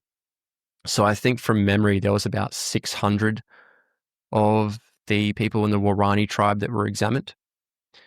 And sorry, no, it was about half that. So 147 males and 146 females, representing about 60% of the population. So the physical examinations, it says, except for a few individuals representing fewer than 5% of the population sampled, the people were very robust and appeared in excellent health without evidence of malnutrition. They had no eye problems. The only eye problems they could find were from traumas, so they'd obviously had an injury. They had perfect color vision. There was no deafness. There was no issues with their nose or throat. Their taste was essentially normal. No thyroid issues, no hyper or hypothyroidism. Respiratory problems, there was none apart from pneumonia in 2 older women. No cardiovascular disease. They found no abdominal issues apart from 1 individual who had a non-tender 2-centimeter right inguinal mass. No other abnormalities were found in any of the people. They found 1 person with polydactyly, so that's like 6 fingers or 6 digits. Everything else they basically found was secondary to trauma or it was congenital. They found no skin issues apart from scabies in a few children. Neuropsychiatric problems, they found no problems apart from people who'd acquired head injuries. And I think there was one person that had Down syndrome. They were born to an elderly mother. And yeah, I mean, it goes on. So all that data's there. I mean, they went and they looked at the health of these people and they just couldn't find anything wrong with them. Yet they were all eating fruit, vegetables, nuts, seeds, grains, whatever. So that, to me, that really puts a big question mark over the people who claim that we are fruitarians, that we should only be eating fruit, or we should only be eating plants, or no, don't eat plants because they're out to kill you, only eat meat. Well, how come these guys weren't sick if things in plants or things in meat are the cause of the problem? Yeah, and Weston A. Price also, did a lot of research, about 100 years ago now, and it said exactly the same. Wherever he went, native tribes ate locally sourced natural foods, and their health was pretty much perfect. But if they then visited a family member who had become industrialized, a little bit further away, and they had teeth problems, they had malocclusion, their teeth were falling out, they didn't grow properly, they had all kinds of disease. This is a sleight of hand trick. This is a sleight of hand trick to keep society focused away from the problem. That is the only reason that we've ended up where we are. Because if we understood that disease is a consequence of modern living, disease is a consequence of living in opposition to nature, you can only be as healthy as the environment that you live in. If people were aware of that, would they accept companies that come out and build homes out of toxic material? Would they accept the automotive industry who's basically creating vehicles out of toxic substances, and then when those engines run, they pump more toxic substances into the air and there's tire dust and brake dust and what have you? Would they accept the adulteration of their food supply? Would they accept the wearing of synthetic clothing that has toxic chemicals in it? Would they accept the personal care industry that basically sees women and men lathering their skins in toxic chemicals 2-3 times a day? Like, no one would accept it. So we wouldn't be able to get to this position where we are now in modern society, where we have all of these things. But now that we do have this way of living and people are so accustomed to it, when you draw attention to this problem, it's like, oh, that's too much of an issue to deal with now. We're too far gone. We can't go back to living like cavemen. And that's not what I'm saying. I don't think we need to. I think we just need to really, we could do some really basic, simple things that could have profound effects on the health of the population that wouldn't see us having to go back to living like cavemen. And that could be just making our dwellings out of natural material. It could be learning how to grow food again the way that it's meant to be grown, without poisons and herbicides and fungicides and whatever. It could be wearing natural fibers. It could be making personal care products out of plants. There's a lot of natural ways to make those things. It could be making sure that we're getting access to good quality water. It could be that there are grants and things put in place by the powers that be that give people access to land and they can grow their own food. It could be that we put huge subsidies onto food that is grown regeneratively or through permaculture principles, so that the farmers growing the food the right way get incentivized, and then the food that is grown by them is massively subsidized, and we put huge taxes on all the junk and stuff. Just really simple things that we could do that aren't done.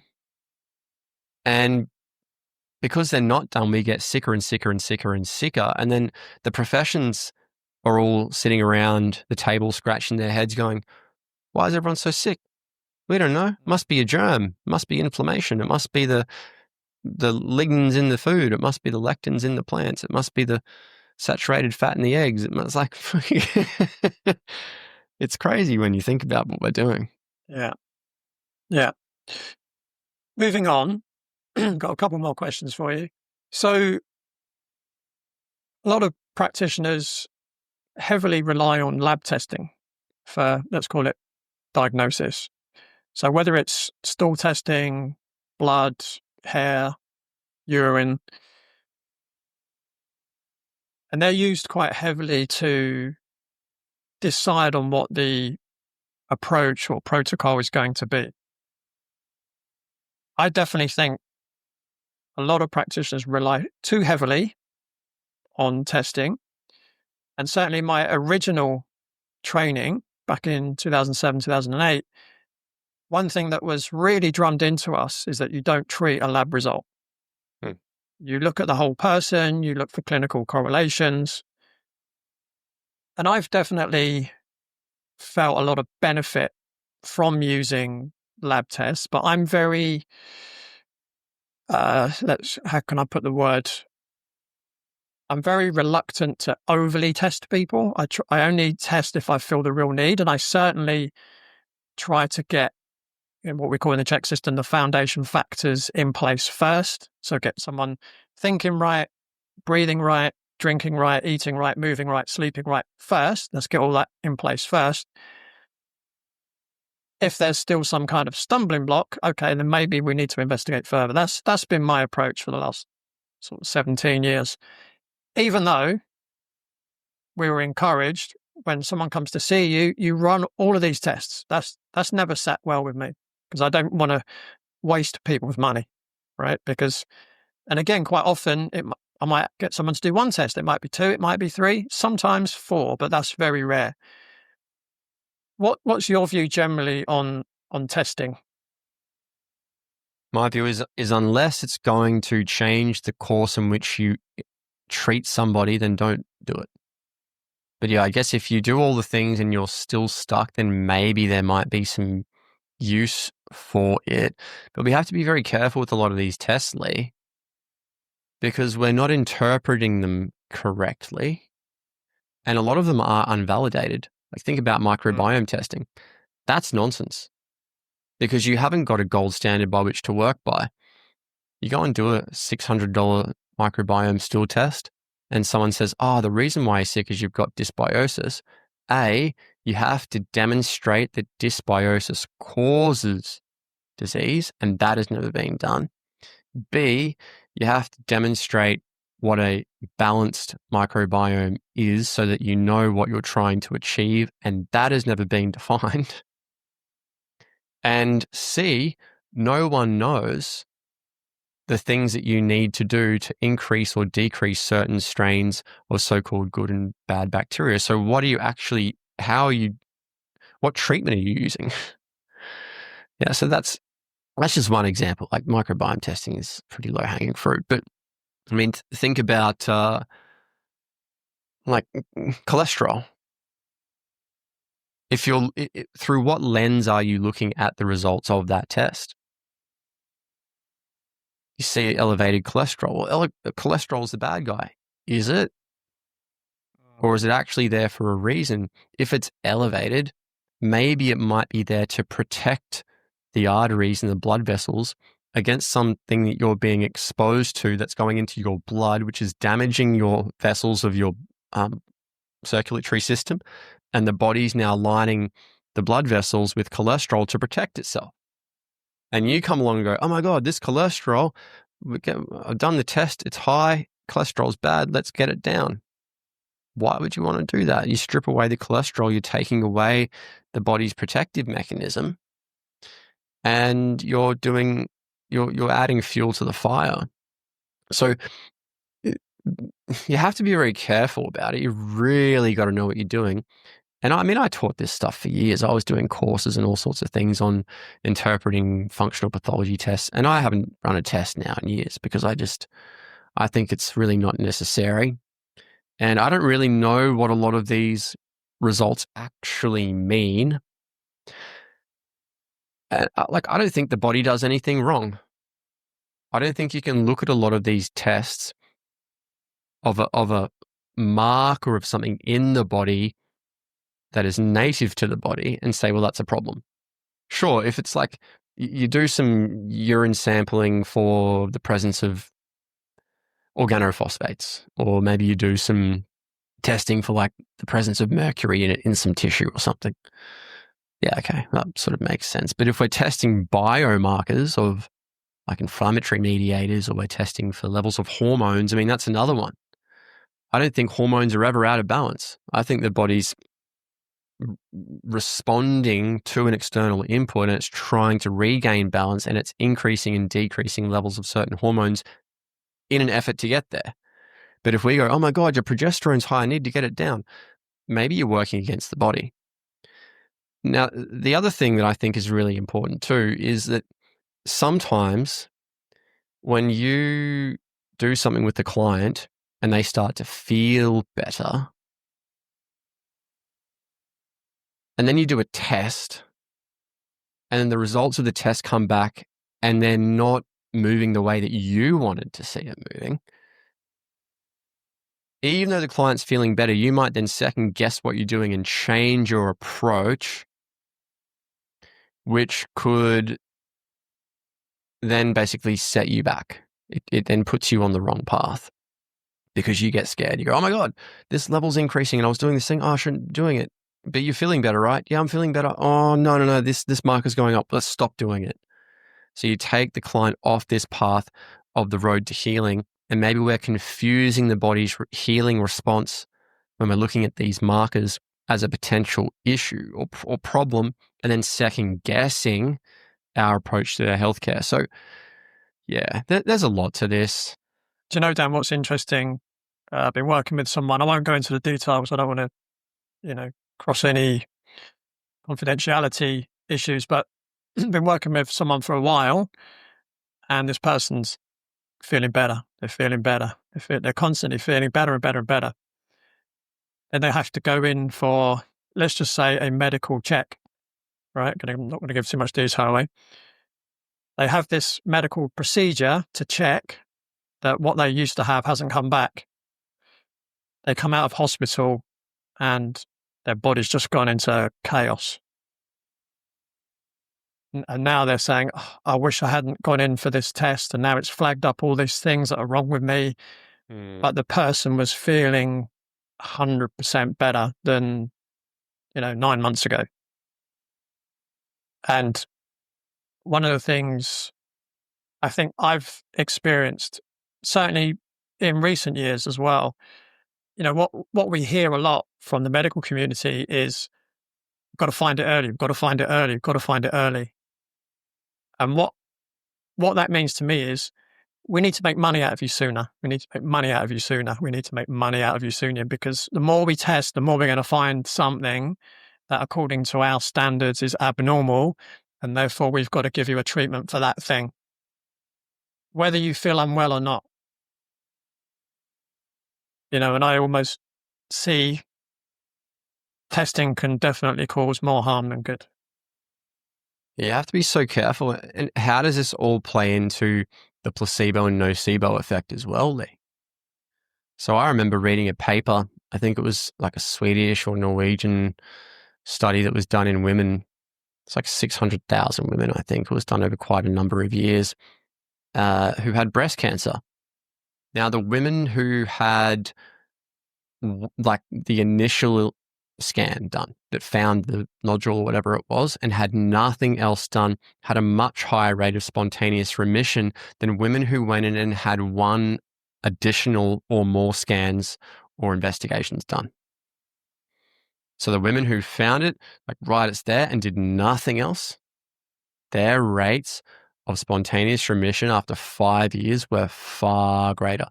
So if you start going in there and then you start testing and you're looking deeper and deeper and you're trying to find this thing, is it causing stress and worry in people?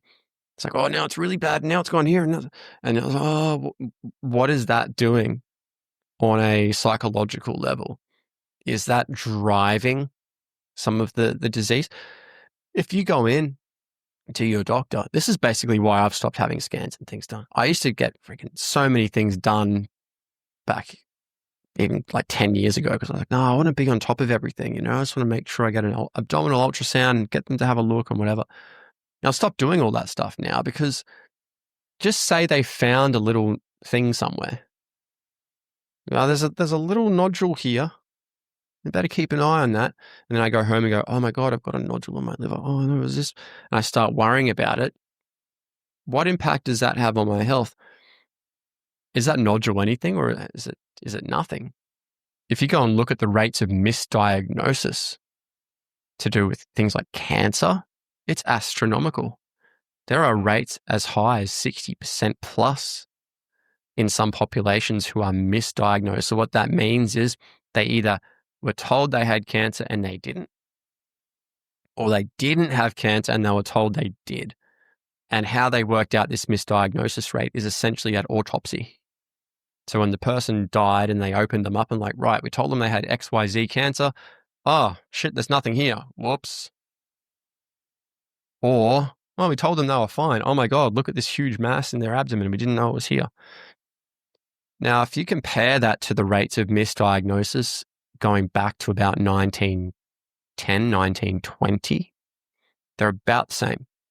And there's actually papers that talk about this that say our precision and our accuracy in diagnosing through these scans and tests has not increased in 100 years, yet we're told that it's so much better than it ever was. So, I mean, you really have to ask the question: is it good to be doing these things just as a routine, or should we really reserve it for those sort of really necessary cases? Yeah, absolutely. Yeah, I think going back to the more functional testing, from what you were saying, when you get it, let's say it's a stool test, and let's say you've got some E. coli coming up on the test, I guess the benefit you could potentially get from that is not the E. coli is the problem, but again, based on what we said earlier, does that give you now an idea of what might be the problem? So, for instance, could it be a toxic issue that's causing that? So then you might say, right, well, we could potentially investigate what toxin that could potentially be, or we could run, heavy metal detox or whatever it might be. So again, that's why I said at the beginning, I don't want to throw the baby out with the bathwater, but I guess in those kind of tests, it's intelligently using the results that you get rather than that reductionist approach of, oh, E. coli, we need to, that's the cause, let's go and kill the E. coli. Yeah. And I mean, there's so many other things going on in the body at any one point in time. So why do we think that we can just do one test and we see one marker out of range? We go, oh, that's it. Well, you haven't done all the different tests that are available. If you did all the hundreds of tests that were available, you'd see all sorts of stuff. So then your sort of approach to the healthcare is biased by the results of that one test. If you went and did another test, maybe you'd see a different marker. Would that then change how you treat them? Right? So then why are we basing our treatment on that one test? Like, I don't know. I guess you could use them judiciously. I don't really do it like that anymore. I sort of just, I say to the person, here's a list of 10 things the human body needs to thrive and survive. How many of those things are you doing? Here's a checklist. Oh, I'm only ticking 4 of those things. All right, there's 6 things that you need to do. Let's put in a plan to modify your diet and lifestyle over the next however long to get you doing all of these things, and then let's see how you're going. And then when the person comes back after a month or 2 months or whatever, how are you feeling? Oh, way better. Oh, cool. Okay, so we don't have to worry about the test.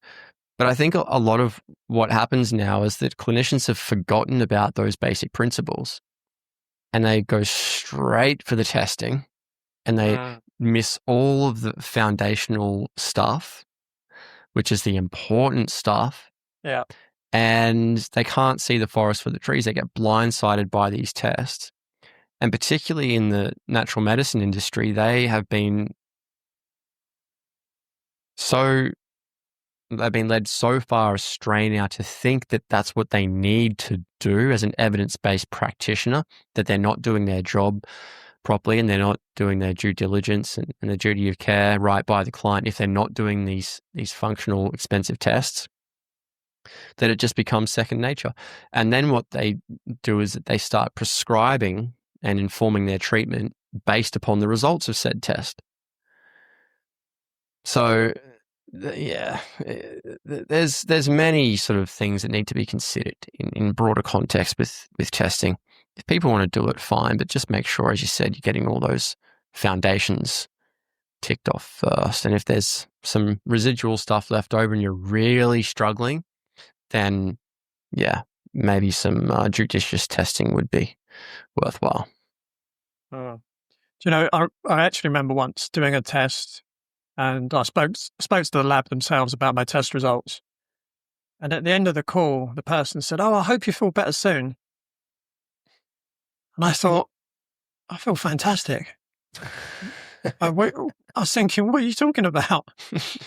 because what she done, she looked at the test results and assumed that I'm in really bad shape, when actually I was in really good shape. But she's looked at my test results and thought, oh, obviously he's not doing well. And obviously didn't listen to what I was saying, because I didn't have any symptoms. Well, I've seen this so much over the years too, Lee. Doing all these like gut microbiome tests and seeing all sorts of so-called pathogenic bacteria or parasites or whatever in people's guts. And you start to question them about their health and well-being, and it's perfect. So why would I then go and start trying to get rid of said pathogen out of their body if their gut function is perfect and normal? It really sort of defies all logic. And, you know, if you go looking hard enough, you will find something. So how hard do you want to look? And I guarantee that if like 95% of people that come through the door of the clinic aren't doing all the things that a human being needs to be doing to maintain and achieve good health. I think you're being generous when you say 95%. Yeah. or pessimistic, I should say. Yeah. I think it's close to 100%. Yeah. There's very few people out there who are doing all the things all the time. So we've got a long way to go, but this is sort of the corruption of the natural medicine industry, really, because once upon a time we didn't have access to any of these tests, and we didn't have access to any of these fancy vitamin pills and things. And the way in which we treated people was with those natural principles. We looked at the body holistically. We understood that there were certain things the body needed. Are you getting it? No, you're not. Okay, here's the plan. The curriculum's already written. We know what needs to be done. The doctor is just the teacher. We're just there to identify what it is you're lacking and what you need, and to gently guide you along your way back to good health. But now that wisdom's been lost, and we're looking at it from the guise of, oh my God, health's really complicated. No one knows what's going on. Is it a germ? Is it a gene? Is it bad luck? Is it inflammation? Who knows? We don't know what causes disease. We don't know what the human body needs. Oh, this is all a big mystery. We're never going to get to the bottom of it. And then we think we need all these fancy, fandangled, expensive interventions to try and manage symptoms for people. And it's just completely backwards from how we used to be doing things not so long ago. Yeah. So one more question for you. We've kind of touched on it a little bit, but I think it's an interesting question to ask. So many practitioners recommend antimicrobials of some sort. It might be herbal. Obviously, medical doctors use pharmaceutical products. There's even natural antivirals. Be quite interested to get your view on that one. What would you say to practitioners that are using those kind of products with their clients, particularly for chronic conditions? Well, sometimes we see effects from patients taking these substances, but the effects of the treatment don't necessarily inform us what the cause was. Now, for example, we have a lot of herbal antibiotics or antiparasitics or anti-inflammatories or antivirals. Are they working by killing off the microbe? Are they working by suppressing or getting rid of the inflammation? Or are they supporting the body's innate physiological responses to push them through the healing response more rapidly, or to help it detoxify from whatever the thing it's been exposed to? Or is it there to stabilize some of the tissue? Is it there to act as a nutrient? Like, is it working some other way and we're just seeing a result and then allowing that information to confirm the story that we've told ourselves about what the cause was, right? Person had dysbiosis. I gave them oregano oil. They got better. Therefore, it was a bacterial overgrowth. Was it? Was it something else?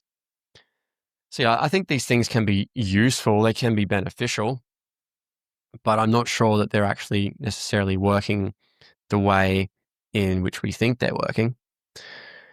Like take turmeric, for example, for inflammation. Just because you take turmeric and the person's injury gets better doesn't mean the inflammation was the cause of the problem. Like we believe that turmeric can stabilize cell membranes. It can actually go in and start to reduce oxidative stress within tissue. It can help to act as a chelator and remove waste from the tissue. It can increase various metabolic processes in the liver. So it's assisting. It's basically guiding or pushing the body through. It's augmenting that healing response and reducing it down in time or duration or length, so that you come out the other side quicker. And your symptoms may not be as bad because it's taking away some of that metabolic waste, so the body doesn't have to do it as much by itself, and it's not sort of got the pedal to the metal, so to speak. It can take its foot off the accelerator a little bit more, and we don't see as many symptoms. So yeah, I think these things can certainly help, but yeah, I'm not convinced that the effect necessarily confirms the story that we're told.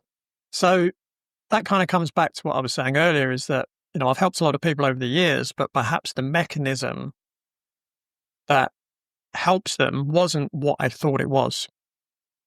So the approach may have been correct, but how I think they got better is probably different from what I believed at the time. The other really interesting thing is, Lee, that we don't consider the effect of the placebo or the nocebo when it comes to using these herbal substances. I really do wonder how much of the effect is down to the belief in the thing working. Now, this is one of the most widely studied fields in medicine, is the placebo effect. There was a paper that I was reading not so long ago that told people, two groups of people, they both had, or maybe it was one group of people, who had gastrointestinal symptoms. And they said to the people, okay, we're going to give you a medicine now that's really good at alleviating gastrointestinal symptoms. And what they gave them was Ipecac.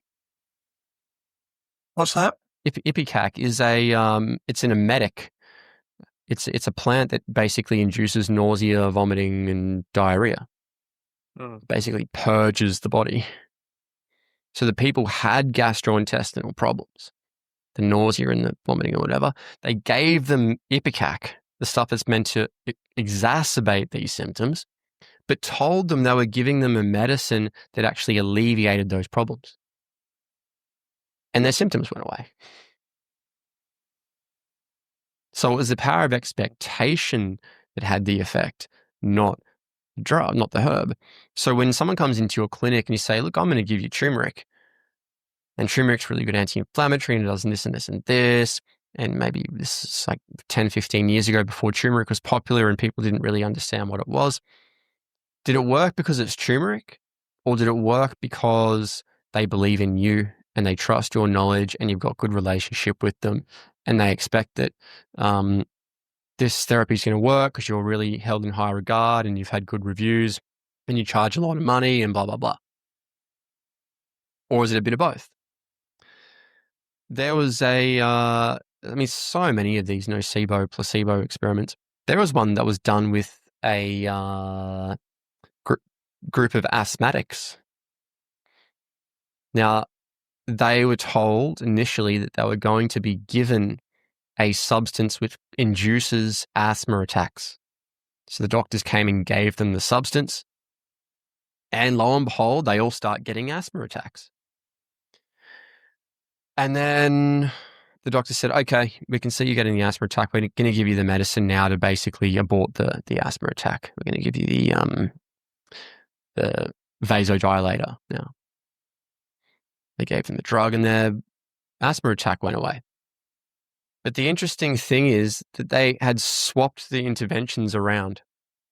So they actually gave them the therapy first, and then they gave them the allergen whilst they were having the asthma attack.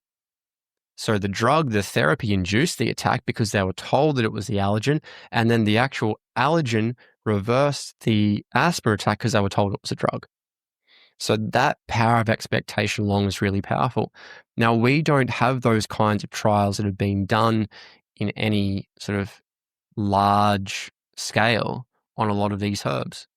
We simply believe that they're working a certain way because we've got this traditional evidence, but we've never investigated the power of the mind and its impact on this. So when you say, I don't know what the mechanism is, yeah, I'm with you on that one.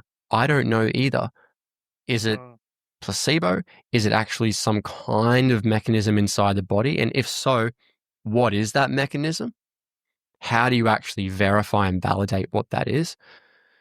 I think all we can do is give the thing and observe the effect, and then you might be able to come up with some crafty placebo-controlled trials to work out how much of the effect is down to placebo or nocebo, and that will give you some indication as to what effect is physiological and what effect is actually psychological. And Dan, remember, in the check system, the number one foundational factor is positive thoughts. The most important factor in the check system is your thoughts. Yeah, you have to have the conviction and the belief, the unwavering belief that you have the power to heal yourself. So if you don't believe you can heal, but you get all the right therapies, you're going to be able to get better? Maybe, maybe not. If you're given all the right therapies and you believe that you can heal, are you going to get better? Maybe, maybe not. There's studies out there where people changed nothing. They didn't change their diet. They didn't change their lifestyle. They didn't do any fancy detox programs. They didn't do any of that. They had basically end-stage cancer. They were lied to by their doctors and told they were being given the miracle cure. And all they got was saline and their cancer went away basically overnight. Many of these documented cases in the literature. So it was all down to the person's belief. Now, if we're told, like, this is why it's important to have a proper understanding about what disease and health actually is, Lee. Because if you have an idea in your mind that disease is a bad thing and it's going to get you and it's your body doing something wrong and there's no hope and there's no cure for it, your body's broken, you're broken. If you tell yourself that story, can you heal yourself? If you actually have an understanding about disease, which is different, that disease is actually the answer to the problem and it's your body trying to do something right and it's trying to save your life and it's doing the right thing by you and that your body is amazing, that it's remarkable, that it has a very good ability to heal itself when you give it what it needs and you take away what it doesn't. If you have that perspective, maybe you'll be able to have a better chance at healing yourself. So I think a lot of this is, yeah, you're right. It's in the story that we tell ourselves. Yeah, I mean, just going back to the 6 foundation factors, the idea is that to have optimal health, you need all 6 in place. It just happens to be that your thoughts are your most important. Obviously, breathing's pretty important too, right? Because without breath, yeah, the obvious thing, cells begin to die, but breathing correctly is important. Hydration, we're mostly water. Obviously, we've spoken about diet, movement, again, absolutely crucial. Sleep / circadian rhythm. So again, living in alignment with sunrise and sundown. All those things are really important. And, I'm sure you would agree, Dan, it's pretty much in alignment with what you've been saying. Let's get those foundations in place. Let's live in alignment with nature. And then when we do that, we don't need anything else. Yeah, those natives didn't have any hospitals or any of this fancy stuff. They didn't even have an understanding about, well, our so-called modern understanding about what disease is and what's going on inside the body. They didn't have fancy drugs or whatever else, but they were all healthy. They didn't have dietitians. They didn't have nutritionists telling them what to eat. So if they can do it, if they'd worked it out, why is it so difficult for us? Yeah. I think it's much, much more simple than we've been led to believe, Lee. Yeah, absolutely. Absolutely. And the answer to that question, why are we in the state we are, that's a whole nother episode. Indeed. Because that covers so many different aspects. So Dan, what's next for you? Have you got another book in the pipeline? Yeah, I've got a few things in the pipeline, Lee. Probably get another book out at some stage. I feel still a little bit worn out from the last one because that took me 4 years to write, and I was really just need a little break. But yeah, I have a website called humanly.com, and I run some little short courses and things on there. So I'm about to release a 5-week short course in the next month or so, where it will just be basically going into more detail about these really basic fundamental principles and putting the power back into people's hands, because this stuff's really simple. Once people understand it, they go, actually, hey, I can do this. I don't need a fancy person in a white coat I don't need the arbiter to health, the gatekeeper that controls these so-called therapeutics to get me better. I can do a lot of this myself. Once people realize that and they can make these simple changes, they can get some pretty profound benefits to their health. And it's just like really general stuff. So yeah, that's sort of my next little project that I'm working on that'll be coming out shortly.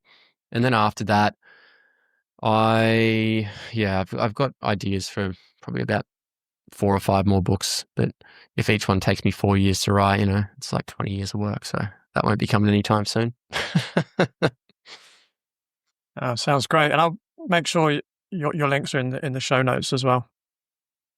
Yeah, awesome. Thanks so much, Lee. It was a real pleasure talking with you again. It's always good to touch base with like-minded people who sort of see this for what it is. It's nice.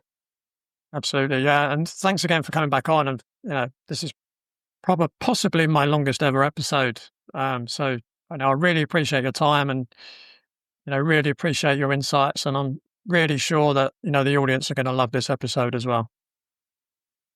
Yeah, no worries, Lee. It's a real honor. Really appreciate you giving me the opportunity to have a chat, and hopefully people think a little bit laterally from this conversation. And certainly, don't start running off and changing all kinds of things in your diet and your lifestyle based on this discussion.